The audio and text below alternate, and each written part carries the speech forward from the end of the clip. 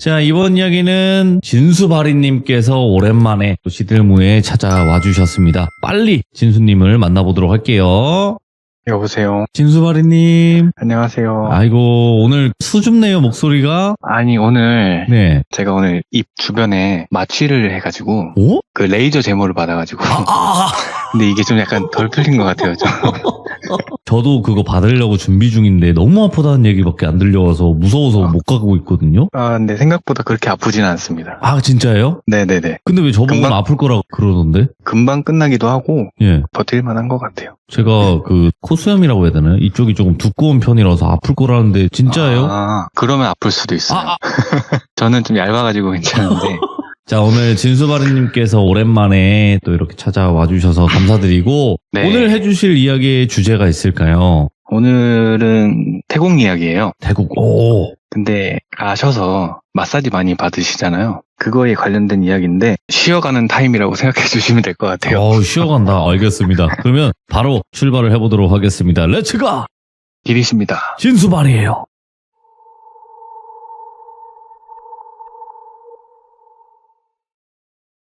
오늘 이야기는 말씀드렸다시피 태국 이야기고 친구한테 들은 이야기예요. 바로 시작을 해보자면 10년 전쯤에 20대 중반에 똘비라는 친구가 있었는데 이 똘비는 중국에 사는 유학생이었어요. 한국인 유학생. 거기서 이제 친해진 친구들하고 학교 생활을 잘 하고 있었는데 어느 날 한 친구가 방학 맞이해가지고 같이 여행을 좀 가자. 그래서 어디를 가려고 하냐 물으니 이번에 친구가 태국을 갔다 왔는데 좀 괜찮아서 나도 한번 가보려고 한다. 같이 네. 가자. 얘기를 하더래요.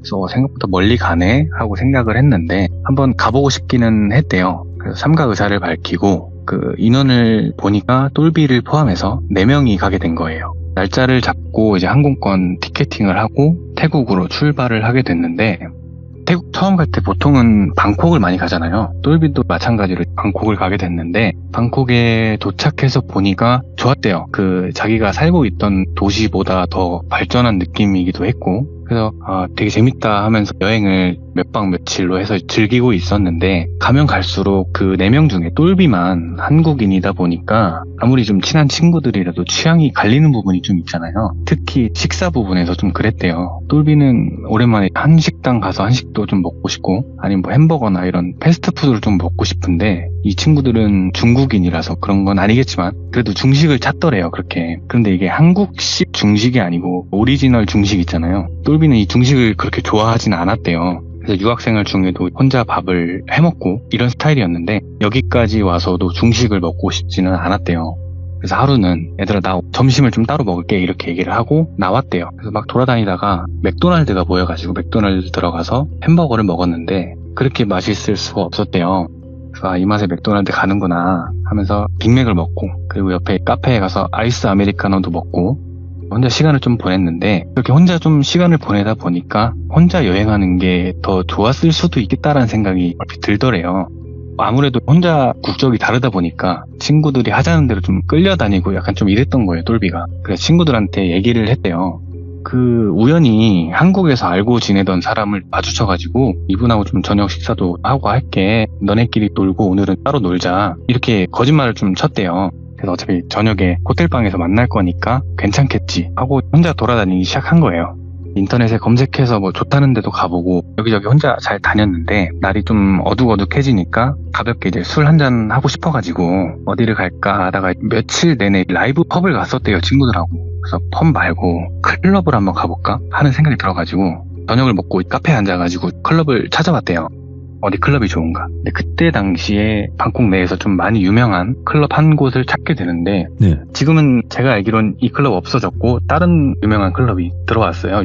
그때 당시에 EDM이 한창 많이 강세였을 때라 똘비가 이제 찾은 클럽은 올카인드 뮤직이라고 해서 K-팝도 나오고 팝도 나오고 힙합도 나오고 뭐 이런 클럽이었대요. 그래서 여기 가야겠다 싶어서 그 클럽을 가게 된 거죠. 한 10시쯤 들어갔는데 사람이 진짜 웨이터들 빼고 10명도 없더래요. 안에 음악은 막 쿵쿵거리는데 사람이 없으니까 에어컨 바람이 엄청 춥게 느껴지고 그래서 괜히 왔나 하고 있는데 바로 옆에 또 엄청 유명한 클럽이 하나 있어요. 그래서 거길 가볼까 하다가 들어왔으니까 좀 있어보자 하는 생각으로 맥주를 시켰대요.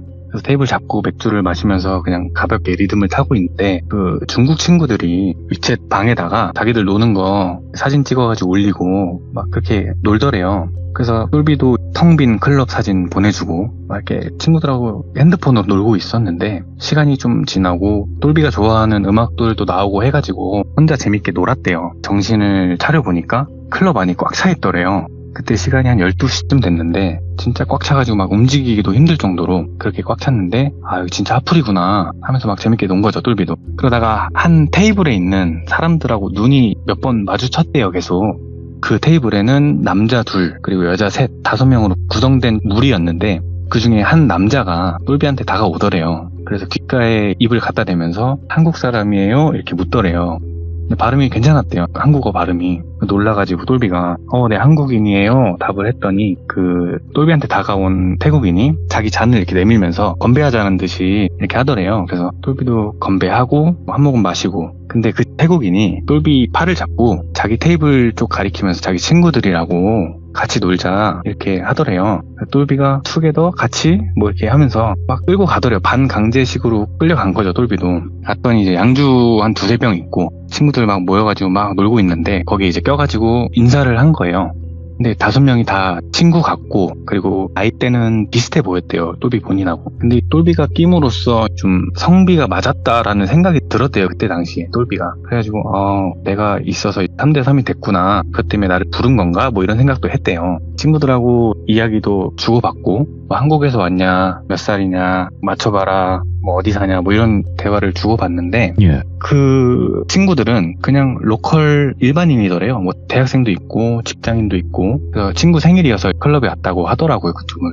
근데 그 와중에 노는데 그 중에 여자 한 명이 똘비하고 좀 아이 컨택이 좀 있었대요. 계속 몇 번 있었는데 똘비도 그 친구가 좀 자기 스타일이었던 거예요. 그래서 막 눈 마주치면 어색하게 웃다가 괜히 뭐 잔 들어가지고 짠하고 막 이렇게 숙맥처럼 있으니까 그 남자 친구들 2명 있잖아요. 그 둘이 뭐 눈치를 챈 건지 뭔지 모르겠는데 그 여자 친구를 똘비한테 막 밀더래요. 같이 놀으라고 둘이. 그래서 막 맞춰서 부비부비 춤도 추고 즐겁게 논 거예요, 그 자리에서. 이렇게 막 무아지경인 채로 막 놀고 있는데 갑자기 쾅 하는 소리가 들리더니 클럽 안에 조명, 불이 켜지더래요. 음악도 팝 발라드 음악이 나오고 웨이터들이 막 자리 정리하고 이러더래요. 시계를 봤더니 2시더래요. 태국 클럽은 새벽 2시에 닫는데 2부 클럽이니 뭐 그 이후에 하는 데도 있는데 거기는 보통 불법이고 이 클럽은 2시에 닫는 클럽인 거예요. 그래서 끝났구나 하고 재밌었다 생각하면서 같이 놀았던 친구들하고 막 연락처를 그 자리에서 주고받았대요. 근데 막상 헤어지려니까 좀 아쉽더래요. 그래서 너네 다 집으로 가냐 물었더니 그 중에 한 명이 우리 밥 먹으러 갈 건데 너도 갈래? 이렇게 묻더래요. 나는 좋다. 솔직히 술이 좀 들어가니까 배가 고픈지 안 고픈지도 모르겠고 그냥 가서 벌러덩 누워서 쉬고 싶은데 그것보다 얘네랑 같이 놀고 싶은 마음이 좀 더 컸대요. 그래서 반반 찢어져가지고 택시를 타고 밥을 먹으러 간 거죠. 근데 그 똘비랑 눈이 맞았던 그 여자 친구 있잖아요. 그 친구를 핌이라고 해볼게요. 핌이 좀 취해가지고 집에 간다고 막 택시를 잡더래요, 밥 먹다 말고. 그래서 친구 2명 나오고 똘비도 나오고 해서 택시를 태워서 집에 보낸 거예요. 근데 똘비도 핌을 보내고 나니까 호텔로 돌아가고 싶어지더래요.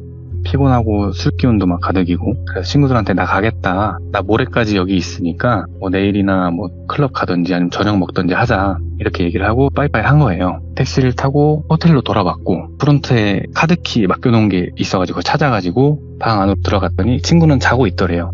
둘둘 방을 잡았는데 이 친구는 똘비랑 같이 방을 쓰는 친구인 거죠. 대충 씻고 그냥 침대에 누워서 바로 잠이 든 거죠. 눈을 떴을 때는 그 중국 친구들이 방에 모여서 막 떠들고 있더래요. 그래서 아픈 머리를 부여잡으면서 일어났는데 아이고 술 얼마나 마셨길래 이제 일어나냐, 친구가 막 뭐라고 하더래요. 그래서 어제 좀 위스키를 마셔가지고 죽겠다 막 이렇게 얘기를 하니까 지금 몇 시인지 아냐고 물어보더래요. 시계를 봤더니 네? 아침 시간이 좀 지난 시간 정도였대요. 그래서 우리는 아침 먹고 왔는데 너 깨었는데 안 일어나서 그냥 우리끼리 먹고 왔다 이렇게 얘기를 하더래요. 그래서 그러냐, 근데 나는 아침 생각 없다 이렇게 대답을 하니까 빨리 씻고 나갈 준비나 하라고 보채더래요.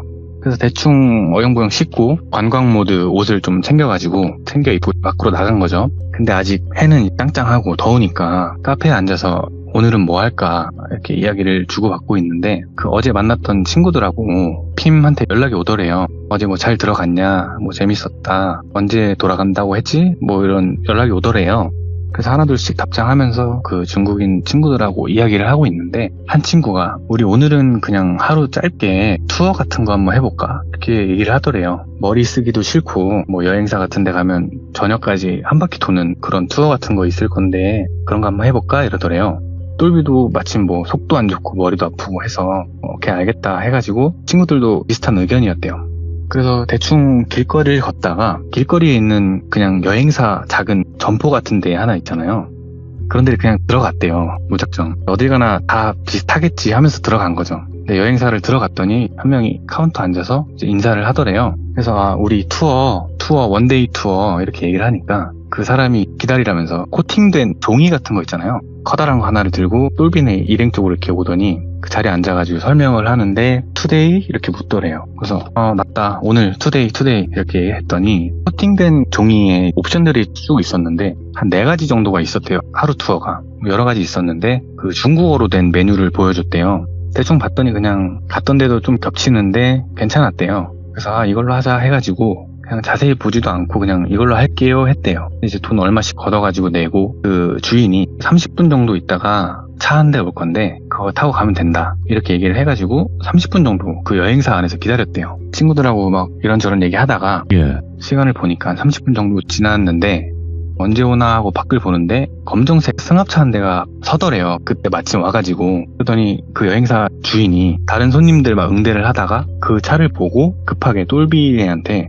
저거 타면 된다고 이렇게 손짓을 한 거예요. 그래서 땡큐 하고 나가서 승합차를 탄 거죠. 근데 기사분한테 인사를 하면서 탔는데 별 대답은 없었대요. 인사도 없고. 보통 그런 거 가이드 해주는 분들은 문도 열어주고 뭐 짐도 받아주고 하잖아요. 근데 그런 것도 없고 뭐 인사도 없고 하니까 기분이 썩 좋지는 않았는데 친구들한테 중국어로 얘기를 했대요.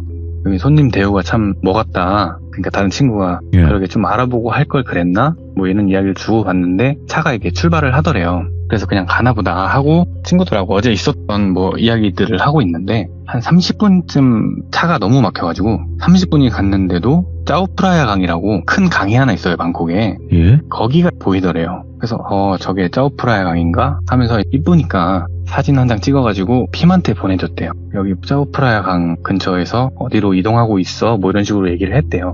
근데 그 똘비가 옵션이 적혀있는 팜플렛 같은 걸 하나 들고 왔는데 그걸 펼쳐서 이제 다시 확인을 한번 해봤대요. 혹시 이 사람들이 뭐 일정을 자기 맘대로 변경하고 막 이러지는 않을까 해가지고 일정 숙지를 좀 하려고 한 거죠. 다시 보니까 뭐 어디 갔다가 어디 가고 뭐 구경하고 뭐 마사지 받고 밥 먹고 저녁에는 크루즈 탔다가 뭐 이런 일정을 대충 확인을 한 거예요. 그래서 우선 여기를 가는구나 라는 걸 알고 이동을 했는데 이동 경로마다 좀 특이하거나 이쁘거나 한 그런 게 있으면은 사진을 찍어가지고 핌한테 보내주면서 여기는 뭐 하는 곳인지 뭐 이런 걸 좀 물어봤대요. 그렇게 한 20분쯤 더 갔을 때 차가 딱 섰는데 운전한 그 기사가 뒤를 보면서 태국어로 막 뭐라 하더래요. 근데 태국어를 모르잖아요. 한참 그 못 알아듣는 표정을 보이니까 번역기를 켜서 보여주는데 중국어로 된 번역이 뭐였냐면 시간상 그 일정이 안 맞아가지고 마사지를 먼저 받고 가겠다 이런 내용이었어요. 그래서 그래 몸도 뻐근했는데 뭐 잘 됐다 하면서 차에서 내리고 주변을 둘러봤더니 그냥 시내 아니었대요. 엄청 번화가까지는 아니지만 그래도 건물 꽤 있고 저 멀리 그 고층 호텔에 유명한 루프탑 바도 보이고 그랬대요. 그래서 막 주변 둘러보고 있는데 그 기사가 차에서 내려가지고 한 건물로 안내를 하는데 그쪽으로 그냥 따라갔대요. 2층짜리 건물이었는데 1층으로 들어가는 건 아니었고 건물 옆에 그 좁은 계단이 하나 있더래요. 그쪽으로 올라가는데 계단이나 건물이 낙후된 것 같은 느낌이 들어서 또 사진 찍어가지고 핌한테 보냈대요. 나 여기서 마사지 받게 생겼다. 이런 하소연 같은 걸 좀 했대요. 계단에 올라가서 꺾으니까 철제 문이 하나 있고 그 기사가 문을 열고 똘비 친구들을 안으로 들어가라고 한 거죠. 친구들 따라서 들어갔는데 한 아주머니가 카운터 같은 곳에서 일어나가지고 뭐 인사를 하더래요. 똘비도 인사를 하고 소파에 앉아가지고 기다리고 있는데 기사가 문을 닫고 그냥 가더래요. 차에 기다리려나 보다 하고 그냥 그 아주머니가 안내해준 대로 각자 방에 들어갔대요. 방은 1평 정도 되는 작은 방이었는데 중앙에 사람 한 명 누울 수 있는 매트 있고 거기에 수건 덮어져 있고 그 위에 갈아입을 수 있는 그 편한 옷이 한 장 있었대요. 그냥 마사지샵 같은 느낌인 거죠. 들어가서 매트 위에 있던 옷으로 갈아입고 엎드려서 이렇게 누워있는데 마사지사가 들어오더니 인사를 하고 마사지를 시작한 거죠. 근데 마사지를 받는데 아직 좀 술이 덜 깬 건지 잠이 막 쏟아지더래요. 그러다가 몇 분이 지났는지도 모르겠는 상황에 갑자기 손에 쥐고 있던 핸드폰이 진동이 막 울려가지고 화들짝 놀라가지고 핸드폰을 봤더니 핌한테 전화가 온 거예요. 그래서 잠깐 마사지를 멈추게 하고 일어나서 전화를 받았대요. 그러니까 여보세요? 이렇게 받으니까 좀 어눌한 한국어로 여보세요? 이러더래요. 그래서 여보세요? 이렇게 대꾸를 했더니 다 핌 친구예요. 지금 마사지 받아요? 한국말로 대답해요. 이러더래요. 그래서 그렇다. 지금 받고 있다. 얘기를 하니까 수화기 너머로 거기 마사지샵 아니에요? 나와야 돼요. 이렇게 얘기를 하더래요. 그래서 그게 무슨 말이냐, 여기 마사지샵 맞는 것 같은데 얘기를 하니까 거기 더 있으면 안 돼요. 빨리 나와야 돼요. 이렇게 얘기를 하더래요. 예. 너무 찝찝하잖아요. 그래서 안 되겠다 싶어가지고 아예 일어났대요. 손 저으면서 마사지 캔슬 이렇게 얘기를 했더니 그 마사지사 일어나더니 똘비를 못 나가게 문 앞으로 가더래요. 그래서 마사지 캔슬 취소한다고 이렇게 얘기를 했더니 바이다이 이러더래요. 그게 무슨 뜻이냐면 안 돼 라는 뜻이거든요. 그래서 모르겠고 나 갈 거다 하면서 옷 챙겨가지고 한 팔로 그 마사지사를 살짝 옆으로 밀었는데 안 밀리더래요. 그래서 당황하고 있는데 전화기에서 못 나가게 해요? 이러더래요. 그래서 지금 못 나가게 한다 대답을 하니까 어떻게든 나와야 돼요. 이렇게 얘기를 하는 거예요. 그래서 알겠다 해가지고 똘비가 자기 입고 온 옷을 어깨에 걸치고 핸드폰을 주머니에 넣었대요. 그리고 문 앞으로 가면서 마사지사가 막으니까 그냥 몸으로 밀어버린 거예요. 아무리 뭐 힘이 좋아도 뭐 덩치 좀 있는 남자가 미는데 안 밀릴 수는 없잖아요. 그래서 결국에 문을 열고 복도로 딱 나왔는데 그 들어왔던 입구 쪽에 소파가 있었잖아요. 거기에 태국 남자들이 몇 명이 앉아있더래요. 근데 일반 손님으로 보이진 않고 똘비를 보자마자 좀 당황한 표정으로 소파에서 일어나더래요. 그러더니 똘비한테 다가오더래요. 똘비가 이거 뭐 된 것 같은데 어떡하지? 하고 있는데 지금 신발도 입구 쪽에 있어요. 맨발이에요 지금. 근데 쟤네들이 지금 막 다가오고 있는데 문 안에서 그 마사지사가 나오려고 문을 밀더래요. 그래서 이거 진짜 진퇴양난이다. 어떻게 해야 하나 하고 있는데 다른 방에 친구들이 있잖아요. 그래서 친구 이름을 막 소리치면서 부른 거예요. 나오라고. 그러니까 친구들도 나오는데 방 안에서 좀 몸싸움하는 막 후당탕하는 그런 소리가 들리더니 하나둘씩 나오더래요. 그래서 이 친구들도 이상한 걸 느꼈는지 뭐 묻지도 않고 같이 나가려고 하는데 그 소파에서 일어났던 그 태국 남자들이 이제 좀 어느 정도 가까이까지 왔는데 그 잭나이프라고 하나요? 작은 그 접이식 칼 있잖아요. 그걸 꺼내더래요. 그리고 이리로 오라고 막 손짓을 하는데 마사지사들은 허겁지겁 막 복도에 나왔다가 그 태국 남자들 보고 끝에 어디 구석방으로 사라지더래요. 지금 상황이 칼을 든 태국인들이 입구에 서가지고 복도는 막혀있고 어쨌든 밖으로 나가려면 이들을 뚫고 나가야 하는데 예. 지금 반팔에 반바지 그리고 맨손에 맨발인데 칼 든 사람들을 뚫고 가는 게 사실 말이 안 되잖아요. 가능해도 최소 피는 봐야 되니까 무서우니까 막 심장이 막 쿵쾅거리는데 막 친구들 심장 소리가 막 섞여서 들리더래요. 그 정도로 막 심장 소리가 크게 나더래요. 근데 그때 그 마지막에 나왔던 친구가 중국어로 내 방에 작은 창문 하나 있던데 그쪽으로 뛰어내리자 이렇게 속삭이더래요. 그래서 그거밖에 없겠다 해가지고 넷이 동시에 그 마지막 나온 친구 방으로 막 달려간 거예요. 그러니까 그 태국 남자들이 놀라서 허겁지겁 막 따라왔는데 문 들어가서 문을 쾅 닫자마자 밖에서 문을 이렇게 강하게 막 당기더래요. 열라고. 그래서 일단 3명이 문 손잡이 잡고 막 잡아당기고 한 명은 먼저 뛰어내리고 그리고 또 한 명이 달려가서 뛰어내리고 또 한 명이 달려가서 뛰어내렸는데 똘비가 제일 마지막이었대요. 근데 혼자서 몇 명이 당기는 걸 막을 수가 없잖아요. 그래서 세 번째 친구랑 거의 동시에 같이 달려가지고 창문으로 뛰어내렸는데 예. 그 높이가 얼마 되지도 않는 것 같은데 막 진짜 뼈가 부러진 것처럼 막 아프더래요. 예. 근데 지금 거기 가만히 있을 수는 없으니까 친구를 따라서 막 뛴 거죠. 한참을 막 뛰는데 맨발이기도 하고 그래서 점점 속도를 못 내겠더래요. 그래서 일단 몸을 숨길 데를 찾자 해가지고 한 건물 사이에 숨었대요. 넷이서. 근데 드는 생각이 아직도 해가 이렇게 중천인데 이런 일이 있는 게 말이 되나? 하면서 막 심장은 빨리 뛰고 무서워가지고 숨어 있는데 갑자기 생각이 나는 게 친구들한테 잠깐 있어봐 하고는 핸드폰을 꺼내가지고 핌한테 다시 연락을 한 거예요. 그러니까 전화를 받는데 그 한국어 잘하던 친구가 받더래요. 그래서 나 지금 나왔는데 어디로 가야 할지 모르겠다. 여긴 차도 없고 택시도 안 다니는 것 같다. 얘기를 하니까 내가 택시 불러줄 테니까 지금 위치 찍어서 보내줘라. 이렇게 말을 하더래요. 그 핌 친구가. 그래서 그 지도 앱으로 현재 위치를 캡처해가지고 라인을 보내려고 하는데 보내는 그 순간에 이거 얘한테 보내는 게 맞을까? 이런 생각이 들더래요. 얘를 믿을 수 있을까? 근데 얘 때문에 여기서 나올 수 있었고 얘 아니었으면 지금 어떻게 됐을지도 모르니까 그래 어차피 얘 아니었으면 잘못됐을 거다 하는 마음으로 믿어보자 하고 캡처한 그 위치 사진을 보냈대요. 그러니까 잠시 뒤에 차 번호하고 색깔하고 차종 이렇게 해가지고 보내주더래요. 그래 한 10분쯤 있었을까? 그 핌 친구가 말했던 차가 건물 사이 그 도로 쪽으로 보이는데 그 앞에 딱 서더래요. 그래서 친구들한테 야 왔다 해가지고 막 뛰어가가지고 그 차를 타려고 하는데 더 멀리서 어떤 남자가 소리 지르는 게 들렸대요. 그래서 그쪽을 봤더니 그 마사지샵에서 마주쳤던 그 태국인인 거예요.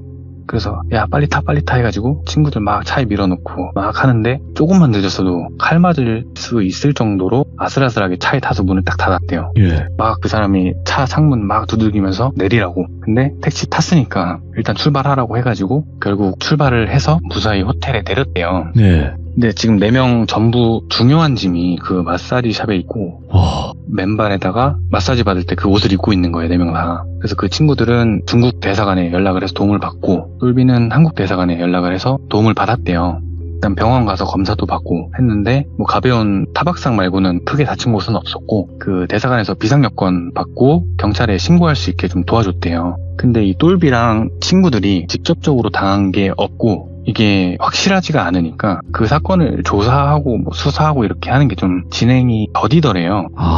기다려라 라는 말만 하고 그냥 경찰들 입장에서는 마사지 업소에 개인 소지품 놓고 온 거예요. 지금 경찰들이 보기에는 똘비네가 아는 게 그 여행사 통해서 갔다는 거랑 위치 캡처해 놓은 거 사진 그거 2개잖아요. 그 위치에 경찰들이 가도 실제로 똘비네가 직접 가야 이 건물을 찾을 수 있단 말이에요. 근데 그 다음날에 중국으로 돌아가야 하니까 하는 수 없이 수사해달라 요청만 하고 중국으로 돌아갔대요. 중국 도착해서 핌하고 연락을 주고받는데 도움을 줬던 핌 친구 있잖아요. 그 친구가 한국에서 어학당인지 뭐 유학생활을 했어가지고 예. 한국말을 잘했던 건데 그 친구한테 고맙다고 인사를 좀 했대요. 근데 그 친구가 말해주기를 최근에 한국인 친구가 방콕에 와가지고 본 적이 있는데 예. 이 친구가 방콕에 와서 당할 뻔했던 일이라고 자기한테 이야기를 해줬대요. 예. 차 잘못 타가지고 진짜 인생 마감할 뻔했다 뭐 이런 이야기를 들어서 대충 알고는 있었는데 핌이 뭐 한국인 친구 생겼다고 연락하는 거 보다가 사진 보내주는 거랑 마지막에 그 계단 사진 있잖아요. 그걸 보고 이거 그거 같은데 해서 바로 전화하라고 한 거라고 하더라고요. 근데 이게 우선 똘비네는 여행사를 잘못 간 게 아니고 여행사 앞에 주차했던 그 차 있잖아요. 똘비네가 탔던 그 검은색 승합차 그 차를 잘못한 거더래요. 걔네가 실제로 여행사에서 운영하는 그런 투어카처럼 위장을 해가지고 여행사들 있는 곳을 한 바퀴 도는 거예요. 그러다가 똘비같이 좀 급하게 타는 사람들이 있으면 그 사람들이 타겟이 되는 건데 그 사람들이 어떤 식으로 피해자를 만드느냐 하면 굉장히 좀 여러 가지인데 똘비가 당할 뻔했던 거는 마사지를 받잖아요. 마사지를 받다가 끝나갈 때쯤에 마사지사가 뭐 준비하고 온다고 해놓고 다른 마사지사가 들어오는 거예요, 방으로. 근데 방에서 뭘 하는 건 아니고 마사지를 하는데 그때 미리 매수한 경찰이 들이닥쳐서 로 잡아가는 거예요. 뭐 머리카락 하나 건드리지 않았는데도 증거가 없는 거예요. 안 건드렸다는 증거. 근데 이게 문제가 뭐냐면 그 2번째로 들어가는 마사지사가 미성년자예요. 미성년자라고 잡아다 넣는 거예요. 와. 그리고 잡아가서 가둬놓고 돈을 주지 않으면 너 실형 산다 협박을 하는 거예요. 그래서 있는 돈 다 털어가지고 그렇게 갈취를 하는 수법인데 이거 말고도 마사지를 받다가 뜨거운 스톤 있잖아요. 돌로 근육 풀어주는 거 그걸 하는 척 하면서 마취 주사를 놓고 잠에 들면 매를 하는 그런 조직도 있고 미쳤네. 아니면 마사지샵이 아니고 그냥 차 타고 바로 공장으로 끌고 가는 그런 조직도 있고 갖가지 범죄 조직이 있다고 하더라고요. 근데 이 범죄가 한때 유행을 좀 했대요, 태국에서. 네. 지금은 모르겠는데 근데 그게 한국이나 중국 사람들이 한참 동남아에서 저지르던 셋업 범죄를 모방한 거예요, 태국인들이. 그러니까 이 얘기를 들으면은 외국에서 마사지도 맘 놓고 못 받겠다 하실 수도 있는데 외국 다녀보신 분들은 아시겠지만 그 마사지샵이 보통은 1층에 입구가 있고 통유리로 돼 있어서 안이 다 보이잖아요. 그런 곳은 괜찮은데 이야기에 나온 곳처럼 뭐 2층 철문으로 돼 있고 내부가 안 보이고 갇힌다는 느낌이 들면 거기는 위험할 수 있다고 거기는 안 가시는 게 좋겠다고 이야기를 하더라고요. 근데 진짜 해외에서 정신 바짝 차려야 돼요. 진짜로. 맞습니다. 아니, 한국도 바짝 차려야 되는 시대예요, 이제는. 근데 해외를 나갔잖아요. 그것도 우리나라 사람보다는 그 현지인들이 훨씬 더 많은 나라인데, 거기서 진짜 정신 바짝 차리지 않으면 큰일 납니다, 진짜로. 맞습니다. 그래서 그 관광객이 많은 곳이 괜히 치안이 좋고 하는 게 아니거든요. 그쵸. 네. 그래서 관광객이 많은 곳을 위주로 좀 돌아다니셔라. 이런 취지에서 가져와 봤습니다. 근데 정말 다행이고 또 좋은 취지인 건 뭐냐면 이런 방법이나 그런 행위 자체들이 많이 알려질수록 저희 규정님들이나 또 많은 분들이 조심할 수 있는 거거든요. 네, 맞습니다. 네, 그러니까 모두를 의심해라라고는 말씀을 못 드리지만 그래도 이런 방법은 알고 있으면 비슷한 방법을 당했을 때 이거 아니구나, 이거 빨리 뭐 이 자리를 떠야겠다 이런 생각을 할 수 있는 거니까요. 네. 오늘 진수바리님께서도 섬뜩하게 이야기를 잘 전달해 주셨습니다. 감사합니다. 네, 감사합니다. 네. 네. 자, 이번 이야기는 시청자 진수바리님께서 찾아오셨습니다. 진수바리님께서 오늘 들려주실 이야기는 우리 또 입대를 한번 해야 될 것 같다라고 말씀을 드리겠습니다. 바로 출발을 해보도록 할게요. 안녕하세요, 돌비님. 아이고, 진수바리님. 안녕하세요. 지금 바로 오시자마자 이렇게 네. 고생 많으셨습니다. 아닙니다. 그리고 바쁘신 시간 내주셔서 다시 한번 너무너무 감사드리고, 오늘 해주실 이야기 우리 또 많은 분들이 좋아도 해주시지만 나는 군대를 잘 몰라 하시는 분들도 계실 텐데 군대 괴담인 것 같아요, 보니까. 네, 오늘 좀 급하게 준비를 하느라고 이게 수집한 사연은 아니고 오랜만에 제 얘기 하나 가져와 봤는데 군대 괴담입니다. 바로 출발을 해보도록 하겠습니다. 렛츠고! 길이십니다. 진수발이에요.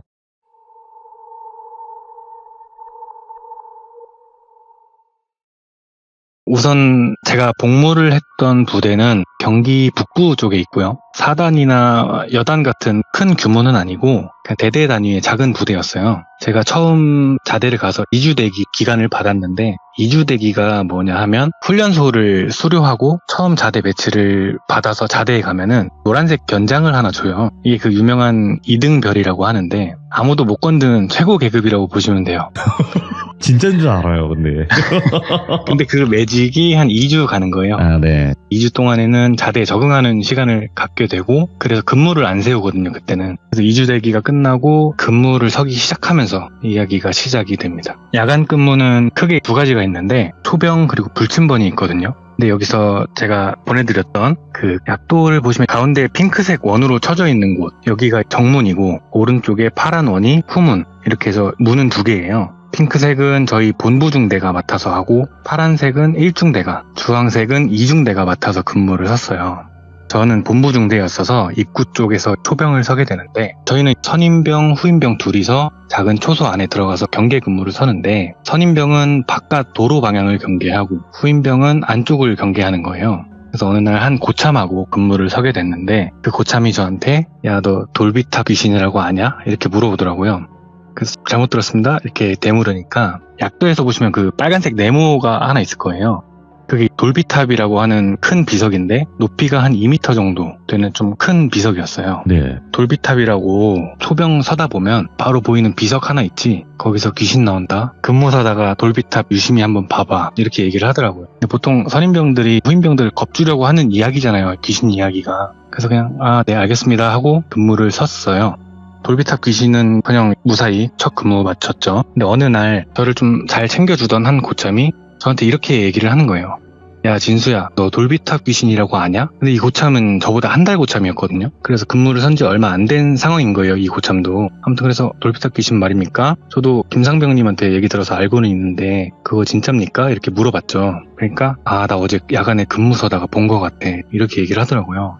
그래서 정말입니까? 이렇게 대충 대꾸를 했는데 이때 사실 안 믿었죠. 후임병은 근무를 서면 돌비탑을 정면으로 보거든요. 근데 그 돌비탑 때문에 안 보이는 길이 있어요, 초소에서. 그쪽에서 내려온 건지 뭔지 모르겠는데 이 고참이 하는 말이 갑자기 1중대 근무자들도 아니고 돌비탑에서 갑자기 머리 하나가 튀어나오더래요. 몸은 숨기고 머리만 쓱 내미는 거 있잖아요. 그렇게 나오더니 그 사람 얼굴이었는데 눈이 딱 마주쳤대요. 근데 갑자기 입이 막 찢어질 것처럼 웃더래요, 그게. 그래서 너무 놀라가지고 뒤에 바로 있던 선임을 불렀는데 선임이 대답을 안 하더래요. 그래서 뒤를 딱 돌아봤더니 자고 있었대요. 선임이 졸고 있더래요. 다시 고개를 앞으로 돌렸더니 사라졌다는 거예요. 그래서 이 이야기를 낮에 들었는데도 무서운 게 매일 새벽에 돌비탑을 봐야 되잖아요. 당연히 좀 무서울 수밖에 없었거든요. 그때는 장난이라고 해도. 근데 고참이니까 그만하라고 할 수도 없고 얘기를 좀 더 들어줬죠. 다른 사람들이 봤다는 이야기를. 그게 제가 들은 최초의 돌비탑 귀신 실제 목격담이었는데 그 이후로도 한 4-5번 정도 더 들었던 것 같아요. 이 돌비탑 귀신을 봤다는 선임들 얘기를. 근데 왜 나한테는 안 보이지? 네. 사실 안 보이는 게 좋은 거긴 한데 이 사람 저 사람 계속 이야기가 도니까 궁금해지더라고요. 그 돌비탑 귀신이 뭔지. 누구는 아까 말씀드린 것처럼 머리만 빼꼼 내밀어서 쳐다본다고 하고, 누구는 또 활동복 위에다가 분장을 차고 돌비탑 주변을 막 뛰어다닌다고도 하고, 또 누구는 위병소 쪽에서 쳐다보고 있다고 하기도 하고, 이런 얘기가 엄청 돌았거든요. 그러다가 어느 날 제가 한 일병 한 3, 4, 5봉 때쯤 됐을 때거든요. 부대 훈련 시기였는데 부대 저희 본부 중대만 남고 나머지 1, 2, 3 중대는 나가서 여단 훈련을 받는 그런 상황이었어요. 어느 날과 다를 것 없이 제가 야간 근무를 서고 있는데 적당히 좀 친하던 고참하고 같이 근무를 나갔어요. 네. 잠에서 깨가지고 나가는 거니까 좀 졸리고 하잖아요. 저도 들어가서도 계속 눈 깜박이면서 잠 깨려고 막 노력하고 있었는데 한 30분쯤 섰을 때 누가 지나간 게 아닌데 갑자기 돌비탑에서 어떤 사람이 쓱 나오더니 일중대 초소 방향으로 이렇게 올라가더라고요. 그래서 뭐지? 했죠 처음에는. 근데 분명 조는 것도 아니고 다른 데 보고 있었던 것도 아니고 그쪽을 보고 있었는데 돌비탑 쪽으로 누군가 들어간 적이 없었는데 갑자기 사람이 나타나니까 깜짝 놀라가지고 뭐지? 했는데 돌비탑 우측에 가로등이 하나 있어요. 그 가로등 아래 딱 서더니 몸은 가던 방향을 향해서 가고 있는데 고개만 쓱 돌려가지고 저를 보는 거예요. 근데 그게 진짜 기괴한 게 뭐냐면 사람이 돌릴 수 있는 그 고개 각도 한계가 있잖아요. 근데 그냥 고개만 쓱 돌렸는데 그게 뒤를 보는 정도로 고개가 돌아오는 거예요. 그런 상태에서 저를 보는 게 느껴졌어요. 제가 그때 느끼기에. 그러면서 씩 웃는데 저게 돌비탑 귀신인가? 하는데 무섭잖아요. 귀신을 봤으니까. 그래서 얼어가지고 내가 진짜 귀신을 보고 있는 게 맞나? 싶어가지고 막 눈을 비우고 별 짓을 다 했는데도 계속 그 자리에서 저를 보고 있는 거예요. 입이 막 찢어질 듯 웃으면서. 그래서 제가 그 총기 보면은 개머리판 부분 있잖아요. 총을 뒤로 이렇게 쓱 밀어가지고 선임 등에 닿게 했어요. 원래 이러면 좀 난리가 나죠. 욕먹고. 근데 너무 무서우니까 목소리도 못 내겠고 그거밖에 못 하겠는 거예요. 그 총을 뒤로 쓱 밀어가지고 선임 등에 닿게 했는데 분명 느껴지는 느낌은 개머리판이 선임 등에 닿았는데 아무런 대꾸가 없는 거예요. 그래서 진짜 용기를 내가지고 고개를 돌렸어요. 선임 쪽으로. 근데 그 선임이 지금도 좀 소름 돋는데 그 선임이 저를 보고 있더라고요. 빤히. 아까 말씀드렸다시피 서로 반대편을 보고 있어야 되고 고개 돌리는 것도 아주 잠깐 아니면 안 되거든요. 상황실에서 CCTV 보고 바로 전화 오고 욕하고 해요. 근데 고참이 몸도 완전히 제 쪽으로 돌려서 저를 빤히 보고 있는 거예요. 너무 무서워가지고 깜짝 놀라가지고 으악 하면서 부저를 눌렀어요. 이 부저가 뭐냐면 위병소하고 연결되어 있는 건데 버튼을 누르면 위병소 안에서 징 하고 울려요.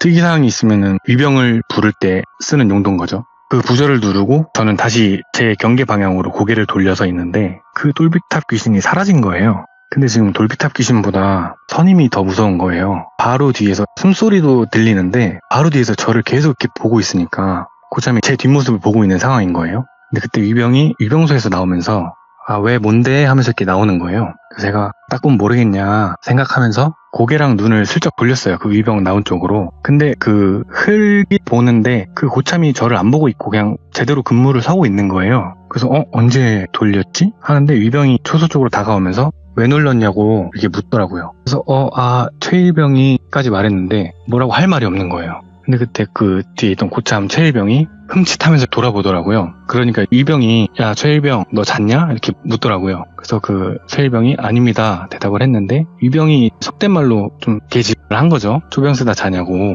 그래서 뭐 어찌저찌 욕 들어먹고 다시 근무를 서는데 생각해보니까 지금 상황이 고참이 잤다고 제가 위병한테 잃은 꼴이 된 거잖아요 지금. 그래서 좀 억울한데 들어가면 또 욕먹겠다 하고 생각을 하고 있었는데 막사 쪽에서 3명이 근무교대가 이제 오더라고요. 시간을 보니까 저희는 아니고 1중대 병사들이었는데 돌비탑 지날 때쯤에 제가 고참한테 1중대 근무교대 지나가고 있습니다 이렇게 얘기를 했더니 그냥 라고 대답을 하더라고요. 그냥 그런가 보다 하고 계속 근무를 서고 있는데 근무 교대를 갔으면 전에 근무를 서던 사람이 돌아와야 되잖아요. 근데 안 오는 거예요. 그 1중대 사람들이. 이상하다. 주도로가 아니고 다른 길로 갔나? 다른 길이 있기는 있어요. 가끔 그 교대장이 장난친다고 그런 길로 가는 경우도 있고. 근데 가만히 생각을 해보니까 오늘 부대에 저희밖에 없거든요. 본부중대. 지금 1중대, 2중대, 3중대 다 훈련 나가가지고 후무는 폐쇄하고 2중대가 근무서는 탄약고는 본부중대에서 맡아서 근무를 서고 있었단 말이죠. 오. 근데 1중대들이 분명 지나갔잖아요. 갑자기 온몸에 막 소름이 확 돋는 거예요. 그래서 고참을 불렀어요. 최일병님, 그러니까 이러더라고요. 제가 아까 1중대 근무교대 갔다고 했지 않습니까? 그러니까 근데 지금 부대에 저희 본부만 있는 거 아닙니까? 이렇게 물었더니 와씨 뭐야 하면서 손을 딱 뻗어가지고 부저를 막 누르더라고요. 위병이 다시 나온 거죠. 아 또 뭔데 하면서 좀 짜증스럽게 나오더라고요. 그러니까 그 고참이 말까지 막 더듬으면서 오늘 후문 폐쇄한 거 맞지 말입니다. 이렇게 물은 거죠, 위병한테. 네. 그러니까 위병이 근데 왜? 이러더라고요. 근데 그 최일병이 그 조금 전에 1중대 애들 교대장까지 해서 3명 지나갔는데 저랑 얘랑 둘 다 봤습니다. 돌비탑 지나서 올라가는 거 톡톡히 봤습니다. 이렇게 답을 한 거예요. 그러니까 위병 입장에선 난리가 난 거죠. 거수자 3명이 부대 안에서 총 들고 지나간 거니까 확실해? 이렇게 물은 거죠. 근데 확실하거든요. 저 안 졸았고 최일병도 직접 봤다니까. 그래서 확실합니다. 이렇게 대답을 했더니 위병이 지휘통제실에 연락을 한 거죠. 그래서 부대가 난리가 났어요. 거수자 3명이 부대 안을 총을 들고 배회하고 있다. 이 상황인 거예요. 그래서 부대에 지금 본부중대밖에 없는데 본부중대에도 5분대 기조가 있기는 해서 바로 5대기 출동하고 부대 내부를 싹 뒤진 거예요. 그러는 동안에 저희도 근무 교대를 하고 바로 그 3명을 찾으려고 막 돌아다닌 거죠. 근데 아무리 뒤져도 안 나오는 거예요. 나중에는 막 돌다가 마주치는 선임 간부마다 저희 둘한테 화를 내면서 야, 본 거 맞아? 확실해? 뭐 아니면은 너네 좋은 거 아니야? 뭐 헛거보고 이러는 거 아니야? 이러더라고요. 근데 저희는 진짜 본 게 맞으니까 아니라고 했죠. 그러다가 한 1시간쯤 돌다가 상황 종료라고 하길래 막사로 복귀를 했는데 1, 2, 3중대 행정반에 가서 직접 총기 개수를 센 거예요. 어차피 총을 뺄 때 총기 대장이란 걸 쓰는데 그게 있으니까 개수는 금방 맞추잖아요. 개수를 맞춰보니까 그냥 딱 맞더래요. 나간 총하고 남은 총하고. 네. 그래서 그냥 초병이 졸아서 헛거봤다 뭐 이런 식으로 그냥 마무리가 된 것 같더라고요. 그래서 부대 복귀해서 당직 사령한테 탈탈 털리고 본부로 돌아와서 총기함에 총 넣고 선임이랑 둘이 막사 뒤편에 가서 주차장에 흡연 공간이 있거든요. 네. 거기서 흡연을 하면서 얘기를 좀 했는데 그 최일병이 저한테 야, 너 솔직하게 말해봐. 아까 왜 그런 거냐? 이러더라고요.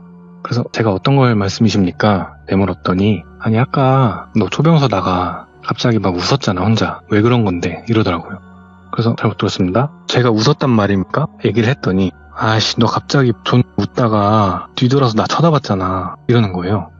너무 무서워가지고 이 사람이 지금 장난칠 상황은 아닌데 진심인가 싶어가지고 제가 본 걸 얘기했어요. 저 돌비탑 귀신을 봤는데 너무 무서워가지고 최일병님 부르려고 뒤를 돌아봤는데 최일병님이 저를 보고 계셨다. 그래서 놀라서 부저를 누른 거다. 이렇게 얘기를 했더니 최일병은 그게 아닌 거예요. 뭔 개소리야 하더니 자기는 그냥 근무를 서고 있는데 제가 뒤에서 그냥 계속 한참 쿡쿡거리더래요. 웃더래요. 쿡쿡거리면서. 그러다 참다가 한번 뒤를 딱 돌아봤는데 제가 몸을 돌린 상태로 본인을 보고 있더래요. 그거에 놀라가지고 다시 앞으로 고개를 돌리고 혼자 생각을 했대요. 뭐지? 얘 뭐지? 했대요. 그러다 잠깐 있다가 제가 갑자기 부저를 눌러가지고 위병이 나온 거다. 이렇게 얘기를 하더라고요.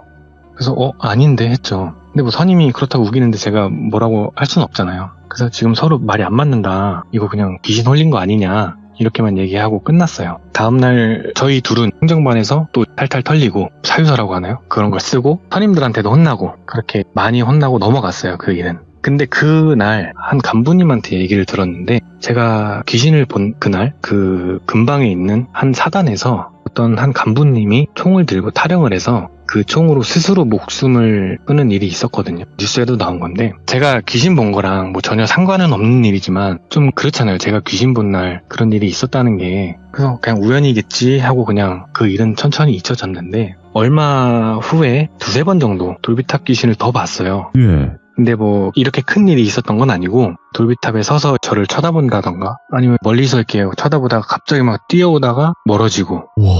뭐 이런 일이 좀 몇 번 있었거든요. 근데 신기한 게 제가 돌비탑 귀신을 보는 날이면 한국 군에서 사건 사고가 터지는 거예요. 오? 한 번은 저희 부대 한 하사분께서 타령을 하시는 일이 있었고 한 번은 아시는 분들은 아실 건데 노크 귀순이라고 아시는 분들은 아시지만 그 엄청 큰 사건이 하나 있었어요. 북한군이 GOP까지 들어와서 귀순을 했던 사건인데 작든 크든 그런 사건 사고가 생기는 거예요. 그 귀신을 본 날이면. 그래서 보면 무서운 것도 있지만 또 이제 무슨 일이 생기진 않을까 하는 게 더 크더라고요, 나중에는. 근데 다른 병사가 봤다는 날에는 별일이 없는데 제가 본 날마다 그러니까 좀 무섭더라고요. 그러던 어느 날 시간이 좀 지나고 제가 선임 축에 드는 그런 계급이 됐고 한 신병하고 근무를 선 적이 있어요. 반대로 제가 선임이라서 바깥쪽을 보고 이 후임은 돌비탑 쪽을 보는 거죠. 근데 이 후임이 어떤 친구였냐면 조금 연약하고 조용조용하고 그냥 어디에서나 좀 볼 법한 그런 좀 평범한 느낌이었는데 이 친구랑 근무를 서게 됐는데 이 친구를 박이병이라고 해볼게요. 네. 박이병이 근무를 나가면서 저한테 물어보는 거예요. 진수 상병님 혹시 돌비탑 귀신이라고 들어보셨습니까? 그래서 나한테 돌비탑 귀신 얘기는 하지 마라 이렇게 얘기를 했죠. 제가 보면 사건 사고가 생기니까. 그랬더니 이제 박이병이 죄송합니다 하더니 그 뒤로는 별말 없더라고요. 그래서 초소에 들어가서 근무를 서는데 새벽에 그냥 멍하니 있으면은 진짜 시간도 안 가고 졸리고 하거든요. 최대한 뭐 이런저런 생각 많이 하면서 휴가 생각도 하고 하는데 박이병이 갑자기 진상병님 1중대 근무 교대 지나가고 있습니다 이렇게 얘기를 하더라고요. 뒤에 쓱 보고 지나가길래 라고 답을 했죠. 그리고 3, 4분 있다가 박이병이 진상병님 1중대 근무 복귀 지나가고 있습니다 얘기를 한 거예요. 그래서 이번엔 보지도 않고 그냥 했어요. 근데 얘가 제 대답을 들은 건지 뭔지 막 이러는 거예요. 그래서 살짝 애매한 게 이게 코가 막혀서 푸는 건가 아니면 웃는 건가 모르겠어가지고 별 말을 안 했어요 제가. 근데 한 5분 넘게 계속 이러는 거예요. 그러다 조용해졌는데 시간이 어느 정도 좀 흐르고 갑자기 그 박이병이 전투화 뒷굽 있잖아요. 거기로 제 종아리 부분을 툭 치는 거예요. 그래서 했는데 실수겠지. 다리 아파서 다리 풀다가 그냥 부딪힌 거겠지 했는데 보통 그러면 죄송하다고 해야 정상이거든요. 근데 아무 말이 없는 거예요. 그래서 얘 뭐하나 뒤를 슬쩍 봤는데 얘가 돌비탑 쪽이 아니라 저를 보고 있는 거예요. 뒤꿈치가 아니고 앞 코 부분으로 저를 찬 거예요. 그래서 제가 너 뭐하냐? 이렇게 물었더니 박이병이 갑자기 소리를 빽 지르더니 그 부저를 막 누르는 거예요. 그래서 야 너 왜 그래? 왜 그래? 했는데 애가 좀 이상해요 상태가. 온 몸이 막 떨린다고 해야 되나? 그러면서 막 눈이 뒤집혀지는 거예요.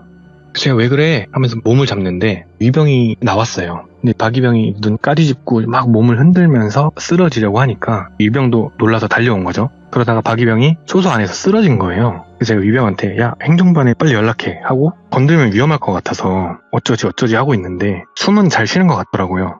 그래서 일단은 그냥 뒀는데 입에서 거품이 올라오는 거예요. 와 이거 진짜 큰일이다 해가지고 일단은 막 부조 눌러가지고 위병 보고 야 여기 들어와서 네가 근무 서고 있어 하고 걔를 들쳐 업어가지고 원래 그러면 안 되지만 막사로 막 뛰었어요.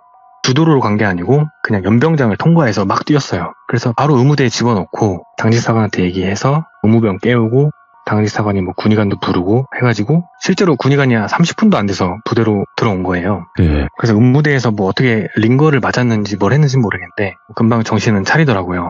그래서 저는 당직사관하고 당직사령한테 뭐 이러이러한 상황이었다 설명을 하고 그분들이 들어가서 자라 해가지고 자기 전에 그 친구한테 갔어요. 그래서 너 어디 아프냐 왜 그러냐 물었더니 사실 이 친구 어머니가 무당이시래요. 그래서 그런지 본인도 좀 못 볼 걸 좀 본다 이렇게 얘기를 하더라고요. 그래서 그러냐 했는데 아까 초소에서 있었던 일을 이야기해주는데 박이병이 그 1중대 근무교대 지나간 걸 저한테 보고했잖아요. 근데 그 복귀를 하는 1중대 애들을 보는데 이제 돌비탑 정면으로 봤을 때 오른쪽에서 돌비탑을 지나서 왼쪽 막사로 가는 방향인데 돌비탑이 높다 보니까 가려지는 순간은 안 보이잖아요. 분명 3명이 들어갔는데 나오는 게 4명이더래요.